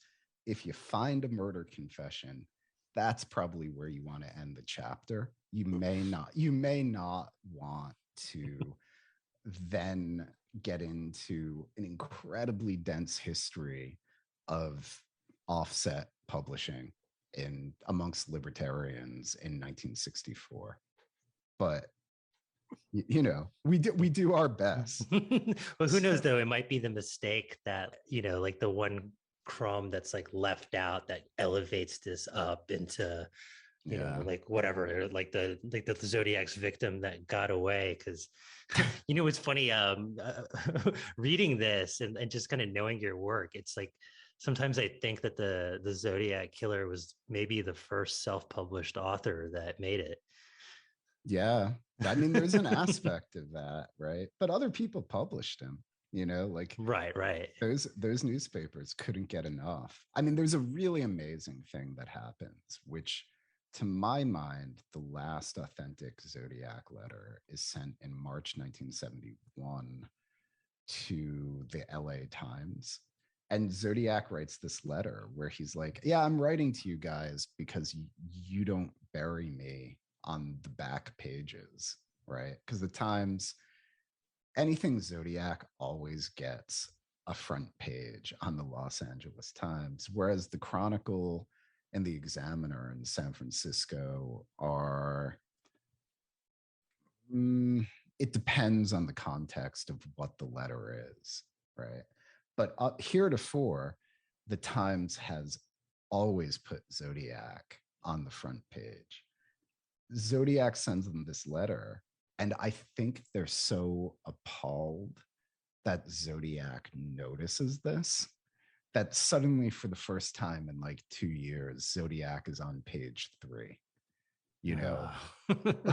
Like it's hilarious. I mean, in a way, it's awful, but it's also really funny because this Zodiac is a person, whoever they are, that is totally aware of how media coverage works, and then basically points it out to the newspaper that has done the most to really make Zodiac, and then they can't put that on the front page, right? So they have to stick it on page 3, which tells you a lot about the exchange and the interplay with the press and the press itself. Right. And that seems totally to have circled back around today too, right? Of this like growing distrust of like a centralized, extremely elitely educated press, right? And like growing like foment on all sides of, we're going to say the things that you're either not going to say or going to bury on page 3. Yeah. I mean, I think that's right. I was just going to say, it also reminds me of like when Trump misspelt something and it was, what was it, Covfefe or whatever. Now he uses that as a rallying cry or a hashtag or something. It almost feels like very similar in a way. Yeah, well, I mean, but that's part of a big thing of that whole, I mean, one of the things that someone is going to write a really good book on, and actually Angela Nagel's book kind of is about this, although it's not her entire focus. I think that someone could write an incredibly good book about how every aesthetic development on the right of now, and by now, let's say the last 10 years, every aesthetic development or aesthetic tactic of the right of the now originated with the left, or the soft left, the liberal left, put it that way, where, like when Trump and that's a really good example, because when Trump misspelled coffee, suddenly every liberal on Twitter and celebrity and everything couldn't stop tweeting that misspelling. And it was like some kind of indicator of how he was unfit to be president. I mean, if that's what you need, fine, right? Right. If that's what sold it to you. Yeah, if that's the what hill sold- you want to die yeah, on, all right, let's exactly. go for it. But it was originally an insult. And then, as seems to happen constantly, the insult gets reappropriated. And now Trump is using it to promote Truth Social, right? Or like, you know, like one of the things that I think is almost impossible to remember, fake news, but just the phrase fake news, that didn't come from the right. You know, I got that came from the left. I got into an argument on Channel 4 News in the UK because they invited me on. This is like in the I Hate the Internet days, where the media was like in some kind of delusion about the idea that I would become, I don't know, some kind of like prophet of why I thought Mark Zuckerberg was a dick. And so, you know, almost immediately after that election happened, this phrase started to emerge of fake news, fake news, fake news. And I got invited onto Channel 4 to talk about fake news, but not from the perspective of the right, from the perspective of a kind of center left that was appalled by the idea that fake news had gotten Trump elected. And, you know, and this is not a statement about whether or not that's true. I don't think it is, but sure, I can see the argument, right? And I sent an email back being like, look, I'm so left wing that I think all the news is fake. I can't really, you know, like I can't come on and moralize about like how terrible it is that fake news got Trump elected. But they had me on anyway. And I just ended up in like this argument with the venerable Jon Snow and a woman from the Washington Post. And it's just like, but you know, like very short. So that would have been maybe February 2017. Very shortly after that is when Trump starts saying fake news and it becomes this thing from the right. But the center left created that. Right. Well, even the same way, like, you know, I grew up in Western Massachusetts in the 90s. And even then, the idea of like everyone can spell words their own way and like there's no right way to spell something, that yeah, going back to Kobek, the idea that you just like double down on some kind of error. And now I feel like it's exactly the opposite, right? That the right has taken that up, you know, on everything, on alternative facts, or on, you know, if you don't believe you should do this, you shouldn't do it. Or, yeah, that was totally the left that I grew up with, you know? Yeah. I think that's right. And it's just, it's a really strange dynamic. Like the right in this country, particularly, is animated almost entirely by the left. Yeah. And it is so weird because there's got to be a better strategy than just being like, well, here's the thing you can say for the next 4 years and say it better than we ever could. Well, it definitely seems like we've hit some sort of breaking point. I don't know what more they'll be able to take from the left. Like, I feel like we've exhausted that tactic right now. Like, I don't know. I mean, maybe not. I could be totally wrong. But it seems like, I don't know, where do we go from here, especially if you're on the right? It seems like we're at a real watershed moment, and what comes next is going to be very unpredictable. Yeah, I think that's right. I think, well, pardon the pun. I think, but I would agree. I can't see what the future is on that. But I don't know. I never would have guessed in 2017 that people would still be talking about fake news. You know, like, I don't know. It's really weird. It's almost like a repetition obsession where it's like the news became more fake the more it was called fake, like sort of like increasingly shed trust. Yeah. Well, I mean, it's an effective tactic. Particularly fake news is an effective tactic because no one who has ever been the subject of media coverage thinks, well, that was accurate.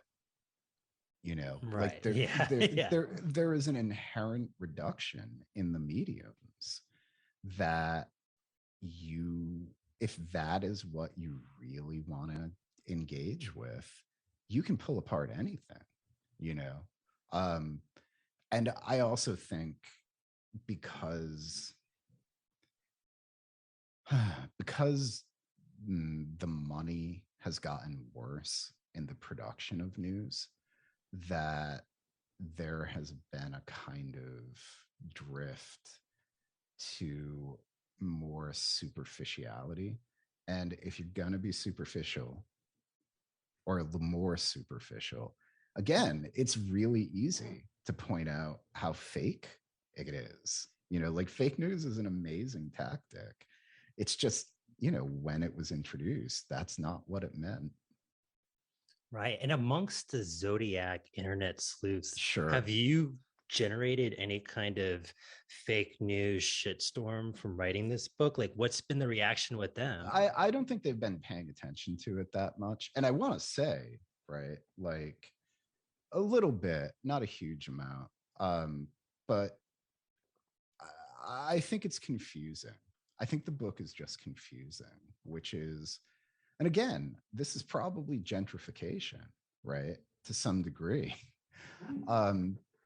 There is a way that the Zodiac online people probably would have dealt with Doerr that is really quite different than how I did. Mm-hmm.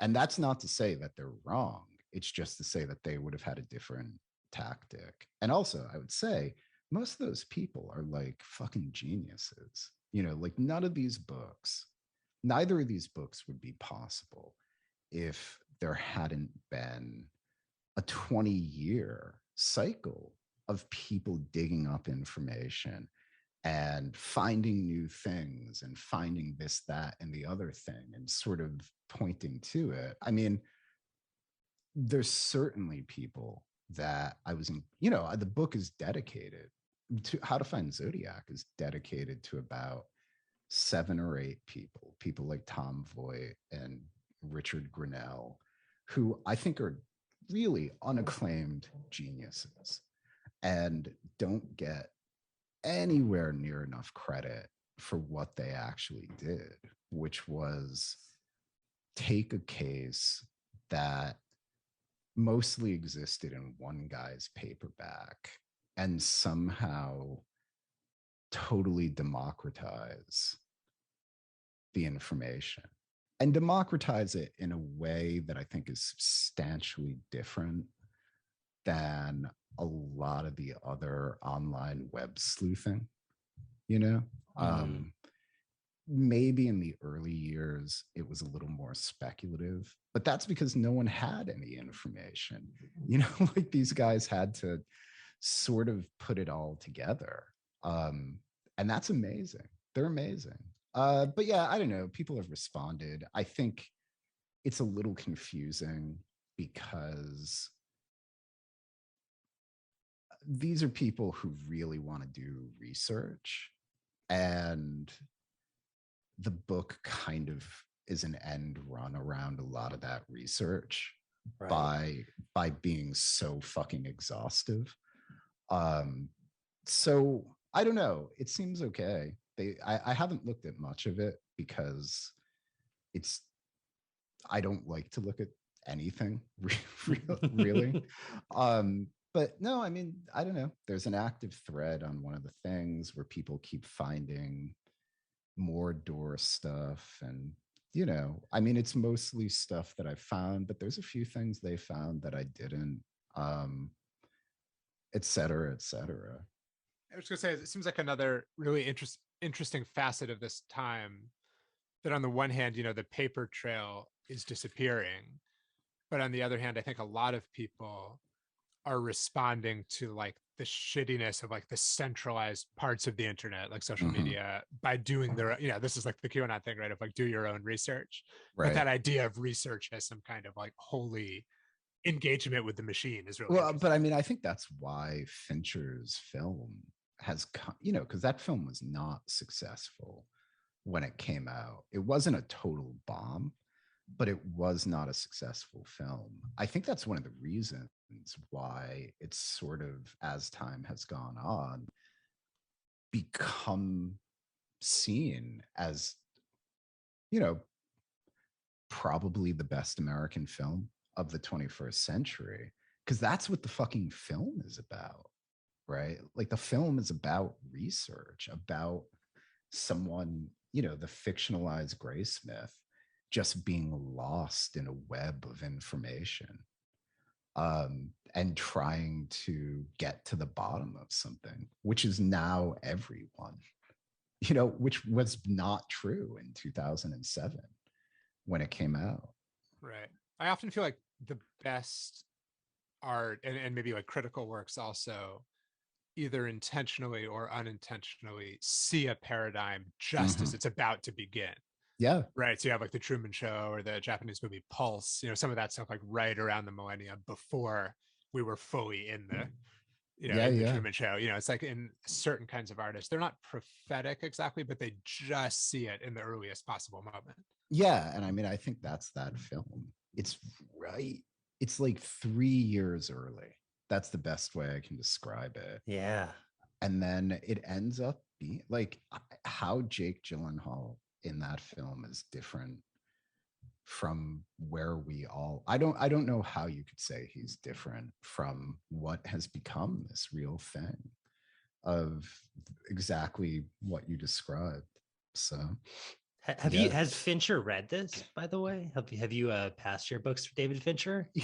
You imagine me as a man cloaked in enormous power. How the fuck would I get a book to Fincher? I don't know. Via Bret Easton Ellis. Yeah, I mean, I'm like a person that Bret Easton Ellis humors, I think, you know. I love your interviews with him. I mean, that's actually how I discovered your work. So. Oh yeah. Well, no, I mean, Bret is an amazing person. He is an amazing writer, and I'm very grateful. But I don't have a lot of connection to anyone. I've sort of become like this weird island where the books sell, you know, but because of my complicated relationship to publishing, I'm a little bit on the outside of practically everything. There are moments where I'm closer to the inside, but mostly I'm really not. Like, you know, Bret Easton Ellis to me is like an LA freak, which that's what I understand. Like the actual LA industry people and all of that stuff, I have no connection to that really. Every once in a while, someone options a book. That's about the closest that I get. So, no, and I mean, you know, when I did the books, so I did a book about XXXTentacion called Do Everything Wrong. And when I did that book, I didn't want to do any marketing for it. Like it still doesn't even have a web page, right? Because I wrote it in a fit of irritation at the gloating after he died by people who should know better. And I just want to preface that this guy was a rapper who was shot. Right. He was very young. And I would say he was like a Gen Z version of Kurt Cobain or Tupac. Does that sound accurate? Yeah, more talented than either. But yeah, sure. And that's not to shit on either of those guys. And he died when I think he was 19. And some of the things that people who really should have known better were saying when he died really annoyed me. It was awful. It was really disgusting. Yeah, it was horrible in many different directions. And I decided I'm going to try to make this as short as possible. I ended up writing a book after being really annoyed. And which is not an unusual circumstance. I then, you know, like I didn't I didn't want to do any promotion for it because it felt like exploiting his death, right? Like to be the person who's out there being like, hey, he died 6 months ago. Here's a book that I did, you know? And it was probably the most interesting learning experience that I had as a writer slash publisher, which is, you know, there was no promotion for the book. I went on one podcast that was a friend's podcast. And the book ended up selling a lot, like a lot, a lot, a lot, in a way that most people in publishing, I think, would tell you was essentially impossible for a book that had no apparatus of publication, or sorry, of publicity, and, you know, had no outreach at all. It was like one podcast, and like it ended up selling a lot. And it also, you know, it's been translated into something like 4 languages, although all of all of those translations were like weird pandemic deals, so I've never seen physical copies of them. Can you just say a little bit more about it? Is it made up of mainly his tweets? No, it's a short narrative of his life using his well, when I got really pissed, I figured out a way to download all of his tweets into a spreadsheet. Actually, a friend helped me, and I was just reading it as a tonic to how irritated I felt. And what I ended up figuring out was like, this was a completely new document about a completely new kind of person, because he had started a Twitter account when he was about 14, right? And he died when he was 19. But up until about 2017, which I think was a year before he died, he was tweeting relentlessly. So it is a document of someone who starts tweeting before they, you know, when they're not, I don't think he was in extreme poverty, but he was in, you know, not the best circumstances in Florida. He was a kid from nowhere. He had no aspiration whatsoever. I mean, sorry, let me say that a different way. This was not a kid who was like, well, in 5 years, I'll be world famous, right? And because he was tweeting so much, it's a document of someone going from a moment before they have any direction to starting to rap, you know, to starting to put their music on SoundCloud, to it starting to snowball, et cetera, et cetera, et cetera. It's a completely unique document of how someone ends up really famous with them tweeting about it. So, you know, like by the time I'd gotten halfway through, it was like, oh, this is the basis of a biography.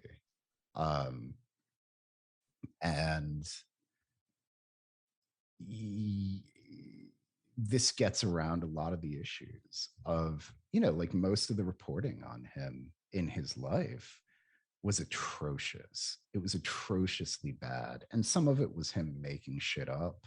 Some of it wasn't, you know, but suddenly there was this realization that you could do a really accurate biography of probably the hardest thing there is to do a biography of, which is someone who's still essentially a child. Like there aren't good biographies of children for a reason, which is it's not easy. And so, you know, I wrote it, and I was just, once I wrote it, I was like, I don't even know what to do with this. I don't want to promote it. So I just put it out into the world. And like, now I will say, clearly having the subject be someone who is a world famous celebrity is going to get you some buy-in at the beginning. It's not, it doesn't guarantee what was a pretty consistently selling book for about 3 years. But it really revolutionized how I thought about all of this stuff, which is like, if you are a novelist, you're always going to be on the back foot, right? As a novelist, there is an ask of the imagined audience to give a shit about another novel by another person they don't know, right? And that's a huge ask, and the readers aren't wrong. Like there's this weird thing that publishing always does, which is blame declining literacy skills on the failure of its own product, which is like, good luck with the future on that. Right. But that every book is going to end up selling basically what it was always going to end up selling. It might just be slower if there isn't publicity. But it also seems like you're catching this like zeitgeist, like at this very pivotal moment. Because even with this rapper, what you were able to do with, following his Twitter evolution from child to whatever superstar, is that you found like the moment where his persona solidified. Because I was also following this guy, and there was definitely like, definitely not as closely as you, and I haven't read the book, although I'm glad we're talking about it because I was very curious to hear about it. But there is, I think, this moment with a lot of SoundCloud rappers where there's the persona, there's the music, and then there's this moment where those two things come together into a form of theater. Mm-hmm. And it becomes like the full package, and it's not something you can manufacture. I mean, you can try, but it's something that, like, especially in his case, came to be organically. And it seems like you're very good at catching on to those moments with a lot of the stuff that you've done. By the way, I don't necessarily recommend doing what I've done to anyone else. It is not the easiest thing to figure out, essentially a totally different business model of writing and publishing. But yeah, I don't know, man. It's just like you try to be receptive to what's around you, and you try to see what's interesting. And I mean, I'm perpetually exhausted by anything that feels old, which is an interesting concern, because it's like I'm getting older, like when I did that book in particular, one of the things, as much as I just gave you like this high-minded explanation for why I didn't want to do promotion, another thing was there was this real concern of like, what if I'm too old to do this? Right? Like, I'm not, like, what if this is like the book where you finally become the oldest guy at the punk rock show? Like, right. So I really was concerned that if the book went out there and it was bad in a way that I couldn't see,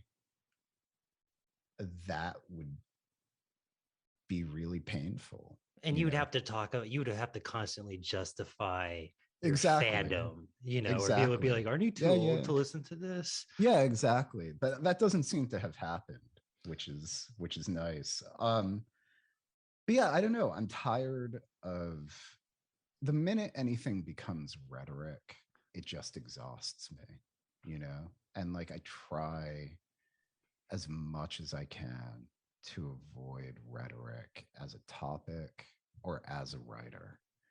Because I think, one of the things that has not helped the country is the rise of rhetorical politics. I mean, politics have always been rhetorical, but it seems like we're in a moment where that's really more prevalent than maybe it was, I don't know, in the recent past.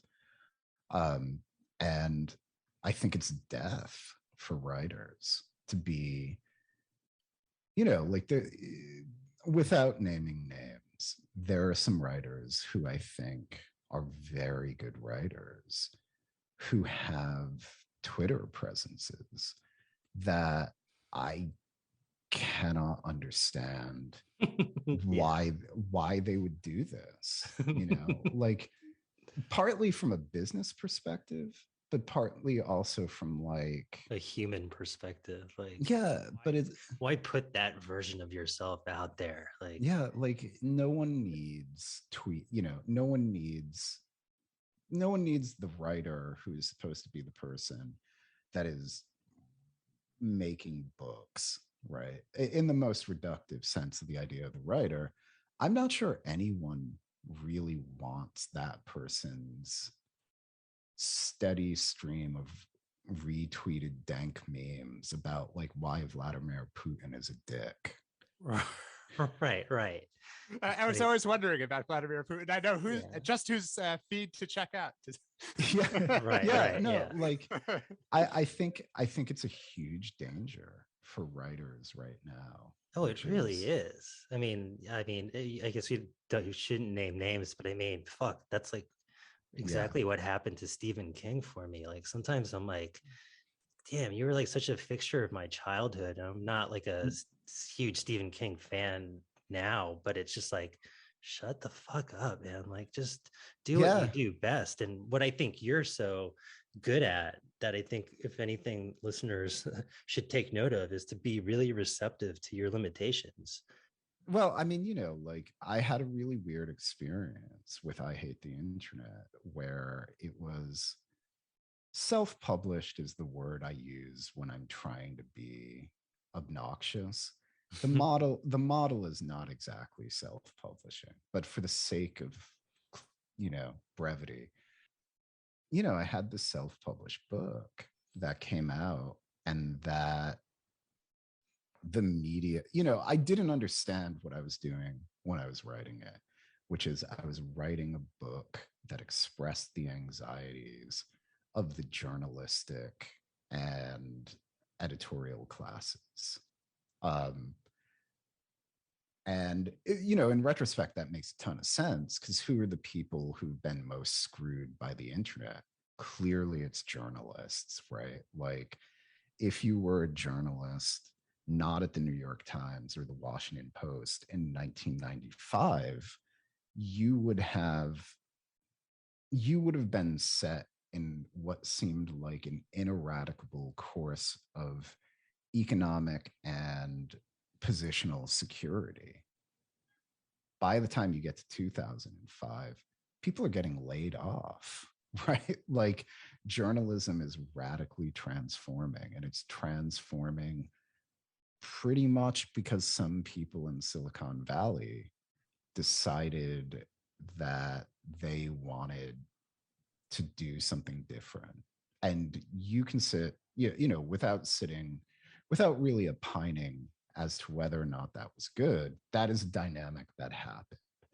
And so when I Hate the Internet came out, and again, it was self-published sort of, but it was really hidden then, because, and that's how different it was, 6 years ago, that like the idea was, well, let's just make this look as much like a book that's coming out from a new press that no one's heard of, because then you can get some reviews on like websites that no longer exist in a book publishing ecosystem that's completely disappeared, right?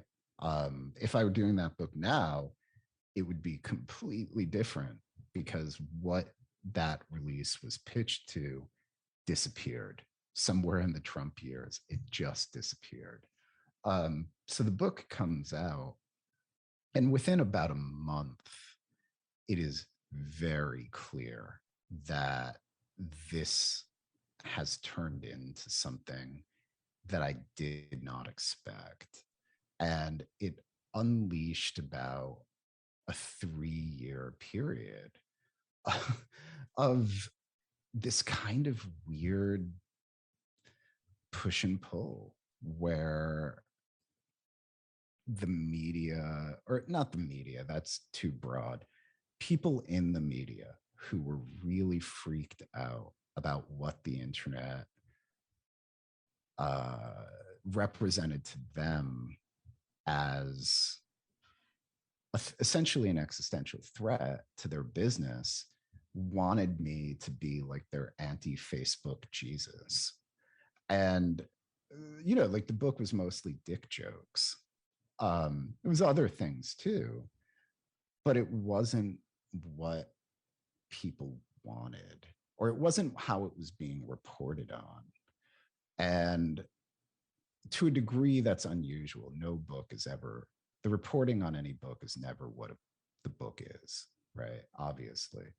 But it was a really unusual disconnect. And there were an enormous amount of opportunities from it, some of which I said yes to. But the thing that I constantly was saying no to was turning into whatever Stephen King has turned into. Like this idea that the door was open to me getting into a certain kind of rarefied media elite if I just would go on Channel 4 News and be like, yeah, fake news is terrible, it's a threat to democracy. Right, and be that guy. Be that guy. Become like your persona or whatever. Yeah, become the anti-Facebook Jesus. And reassure the people who are afraid that their relevance is waning, that it isn't really waning. Exactly. And so, like the thing about it was I could just see how you became one of those people. Now, by this point, I was already really, really skeptical about all of it. And, there's things I went along with. There's things that I did, sure. But I never fucking started tweeting about Trump, right? Which really is what I think people wanted. Right. Well, it's like we want someone who's just going to make us feel like, he's on our side and that we even have a side rather than just it's chaos, right? Put it this way. If you took the narrative, no, not now, but say in 2018, if you took the narrative tone of I Hate the Internet and the narrative techniques of that book, and you just turned it into a short nonfiction book about Trump, that would have sold an unbelievable amount of money, right? Or unbelievable amount of copies and made an unbelievable amount of money. And yeah, I mean, I wasn't going to do that. Right. I thought actually Only Americans Burn in Hell, which I guess was sort of what you did instead, was fantastic. That's one of my favorite of your books. No, thank you. Yeah, no, I mean, instead what I did was write a book that starts with the tonality of I Hate the Internet and then slowly denudes it into a full-throated argument for Christianity. Which, right. Is like, that's a good career move. And do you have like a final destination or thing you want to accomplish with your Zodiac books? Because I imagine it must be somewhat frustrating that even if your theory is 100% right, it has to be siphoned through this network of other theories and ideas for it to be accepted as fact, which is not something that's going to happen overnight. Like, do you have an end game for that? That would be like pie in the sky. It'd be nice to be told I was wrong in a definitive way, right? Like, to the degree that I have seen people responding to it and saying it's wrong, which hasn't been a lot, by the way, it's been arguing around the center. And, like, make no mistake, being wrong about Zodiac is a much more manageable fate than being right about Zodiac. If you're wrong about Zodiac, all right, you took your best shot, you fucked it up like the 500 other people who Right. have fucked it up.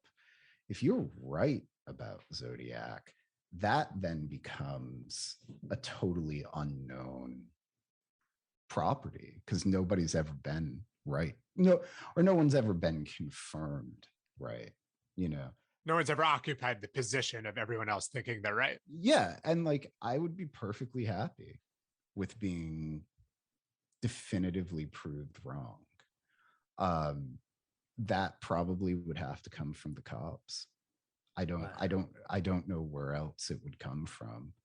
And that's not because I'm trying to create some like really impenetrable threshold of being disproved. It's because the sheer amount of research that went into the book makes it hard to see how the normal disqualifiers would apply. So like with some Zodiac suspects, their names will come up and then other people will do research and they'll, you know, like they'll quite rightly point out, well, that person was in New York on July 4th, 1969, when Zodiac did his second attack. And that's a really easy way to be proved wrong. With Doerr, that isn't there because of how much he wrote and because of how much he did. It's really cool in terms of self-publishing and classifieds and all of this stuff. And because of information that appears in some of these letters, it's really quite difficult to point to Doerr and say, well, he wasn't here then, because you can kind of track Doerr, if not day for day, you can track him throughout the relevant period pretty well. And there's nothing that would exclude him on that basis. You know, I'll tell you what the actual, like beyond that, what I in terms of an end game, I would like someone. And if you're, I don't know how many listeners you have, but if you have listeners who know people that are good with math and statistics, please, listeners, go talk to your math and statistics people. I would like someone to tell me why the cipher shit at the end of the book is wrong. So to clarify for the listeners, there is, through a really complicated thing, I came across something through Doerr's writing, which appears to be, well, it's certainly a solution. It's not necessarily the solution to the Z13 and the Z32 ciphers. And it is a solution in such a way that, to my mind, completely precludes the possibility of randomness because it's replicable across both ciphers. But truth of it is, I hit my threshold of understanding because I'm not a math person. I'm not a statistics person. I don't know how you would like test the null hypothesis of that thing. It's beyond me. I'd be happy to be wrong on that. And I suspect that I'm probably not, but I also suspect the process that you described of like, it has to filter through a lot of people before there's anything like a definitive answer to it is there in microcosm. But that's the best evidence in the book. And sadly, it's the most incomprehensible to 99.9% of people. If that's wrong, you know, I'd be happy to be proved wrong. That would, I mean, like the entire idea of imagining some world in which you're proved right, or at least the probability is proved right relative to the Zodiac. I don't even know what that is. I would be happy with a math person explaining why that was wrong in a way that actually engaged with the central arguments of the material there rather than arguing around it, which is what I have encountered. I've encountered a lot of tautologies of like, well, Zodiac wouldn't encrypt this because Zodiac wouldn't encrypt this. And it's like, that's not helpful, right? So something like that, I would be delighted by if actual math and stats people told me I was terribly wrong. They would free you from it in that way. Yeah, exactly. Yeah.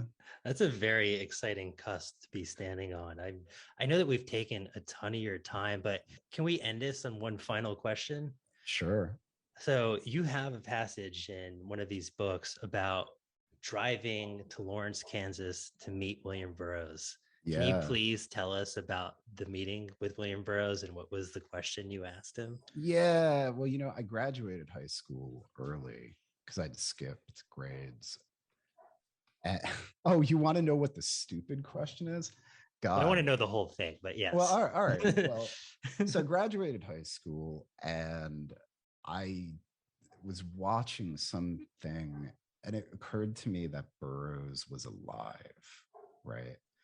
And that was a really strange thought because, you know, like at that time, there was a lot of junkie chic. So Burroughs in the 90s was having a kind of late career renaissance, right? And like some of that, yeah, and like some of that was Kurt Cobain, some of that he was in a Nike commercial, et cetera, et cetera. Ministry, drugstore cowboy. Yeah. And so I asked all my friends, I was like, why don't we just go to Lawrence? Why don't we just go to Lawrence? How hard can it be to meet him? It's a small town. And pretty much all of them were just like, go fuck yourself, except for my friend Dave, who ended up being the person that, like it says in the book, sent me down this horrible Zodiac path in some ways. And, you know, like I asked him and he was like, yeah, we should just do it. So we took the train out to Kansas, which took about 36 hours. He had found some guy who said he was really punk rock on the internet. But then when we got, who was like, yeah, you can come crash at my house. But when we got there, he was just like the most normal looking guy ever. Like there wasn't a hint of anything punk rock about him. And that was fine, you know, like whatever. And then we spent a couple of days just like wandering around Kansas, trying to figure out where Burroughs lived, trying to figure out how you would go see him, and failing notably. And then we ended up in a bar, which I was way too young to be in. And Burroughs' secretary, James Grarholtz, was there. Past guest of the show. Oh, really? Yeah, I actually went to Lawrence, Kansas in 2020, right when the pandemic kicked off, to do a pilgrimage. And I went to his house and interviewed him. No shit. Yeah. How's he doing? He's doing well. You know, the interview was great. Like it was amazing. Like he's a true performer and like character. And it was everything I hoped it would be. Well, I'm glad to hear that. I know he had kind of a rough patch in the 2000s. So it's really actually genuinely nice to hear that he's doing okay. Because he was incredibly nice to us. You know, we just started talking to him in this bar. And God only knows what we said to him. But he was like, yeah, you should come by on Friday. And oh my God, I'm so fucking jealous. It's awesome. So I think that's what we did. Although actually, I think it's something like he wanted us to come, but I had convinced, because I'm an idiot, I had convinced everyone that we should go out to the John Brown Museum in Osawatomie. which is near Lawrence. And it's like where John Brown during the border wars murdered all of his neighbors. And so and like nobody really has cell phones at this time. So while we're at the John Brown Museum, Grauerholtz calls this punk rock guy's apartment and is like, well, you can come over now, but we weren't there. So then I think we had to call and go the next day. There's probably a moral in there, but what it would be, I don't know. But so no, like we went over to Burroughs' house. We were supposed to be there for about 30 minutes. We ended up staying for about an hour and 30. And, Burroughs at that point, he didn't have that much longer to live, but he was still notably himself. And he was very nice to us. I mean, I'm sure he didn't remember us 20 seconds after we left the house, because at that point, he certainly was in, like the grand old man of letters mode. And when you are in a position like that, you just don't remember the people you meet that get brought into you. There's a certain way that you are. And it's not that you're ingenuine. It's just like, if you're Burroughs and you've, for the last 50 years, at least once a week, someone has come, been brought to you because they want to sit at your knees and learn or something. You just don't remember those people very shortly after. Totally. And being a lifelong junkie doesn't help either. Yeah, I mean, there's that too. But I just, but like, no, he was totally charming. He was really, really nice. And he put up with us. And, we really weren't particularly stupid. So that was also nice.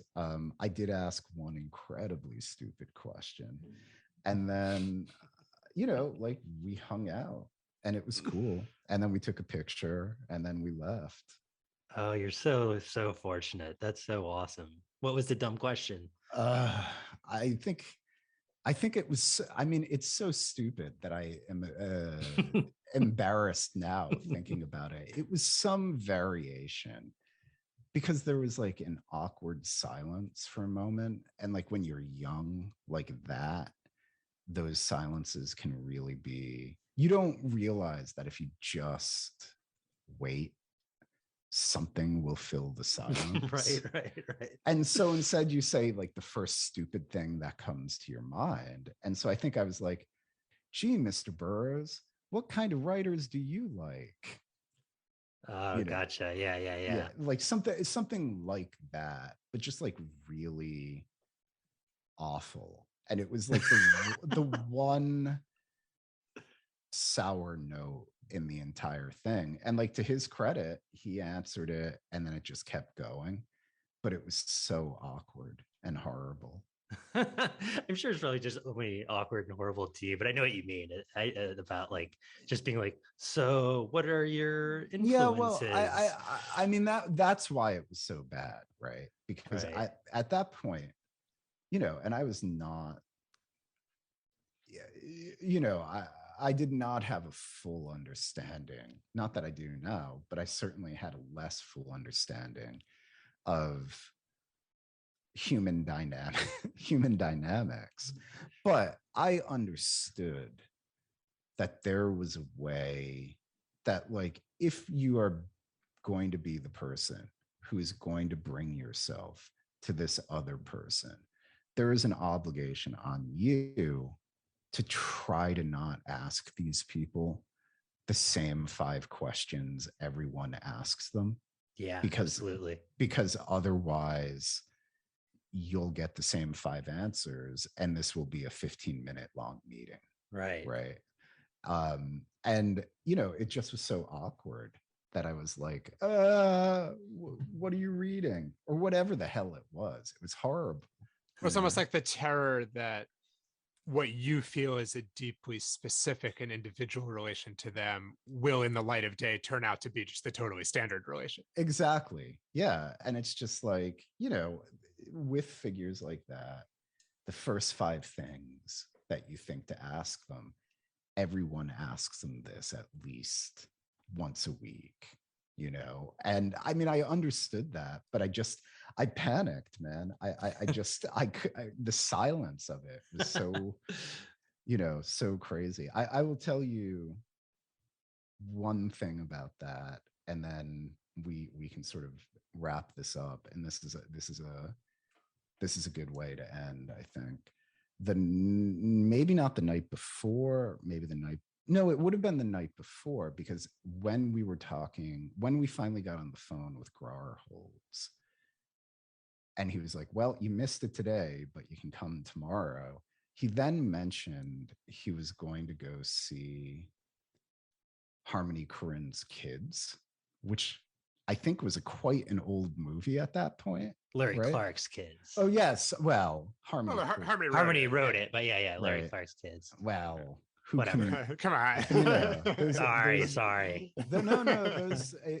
It's very helpful for this interview that you know the different names of different heads of the same Hydra, right? The least I can do, Jarett. Yeah, I apologize. I thought that joke would work better before it came out, but I didn't quite have a handle on the language.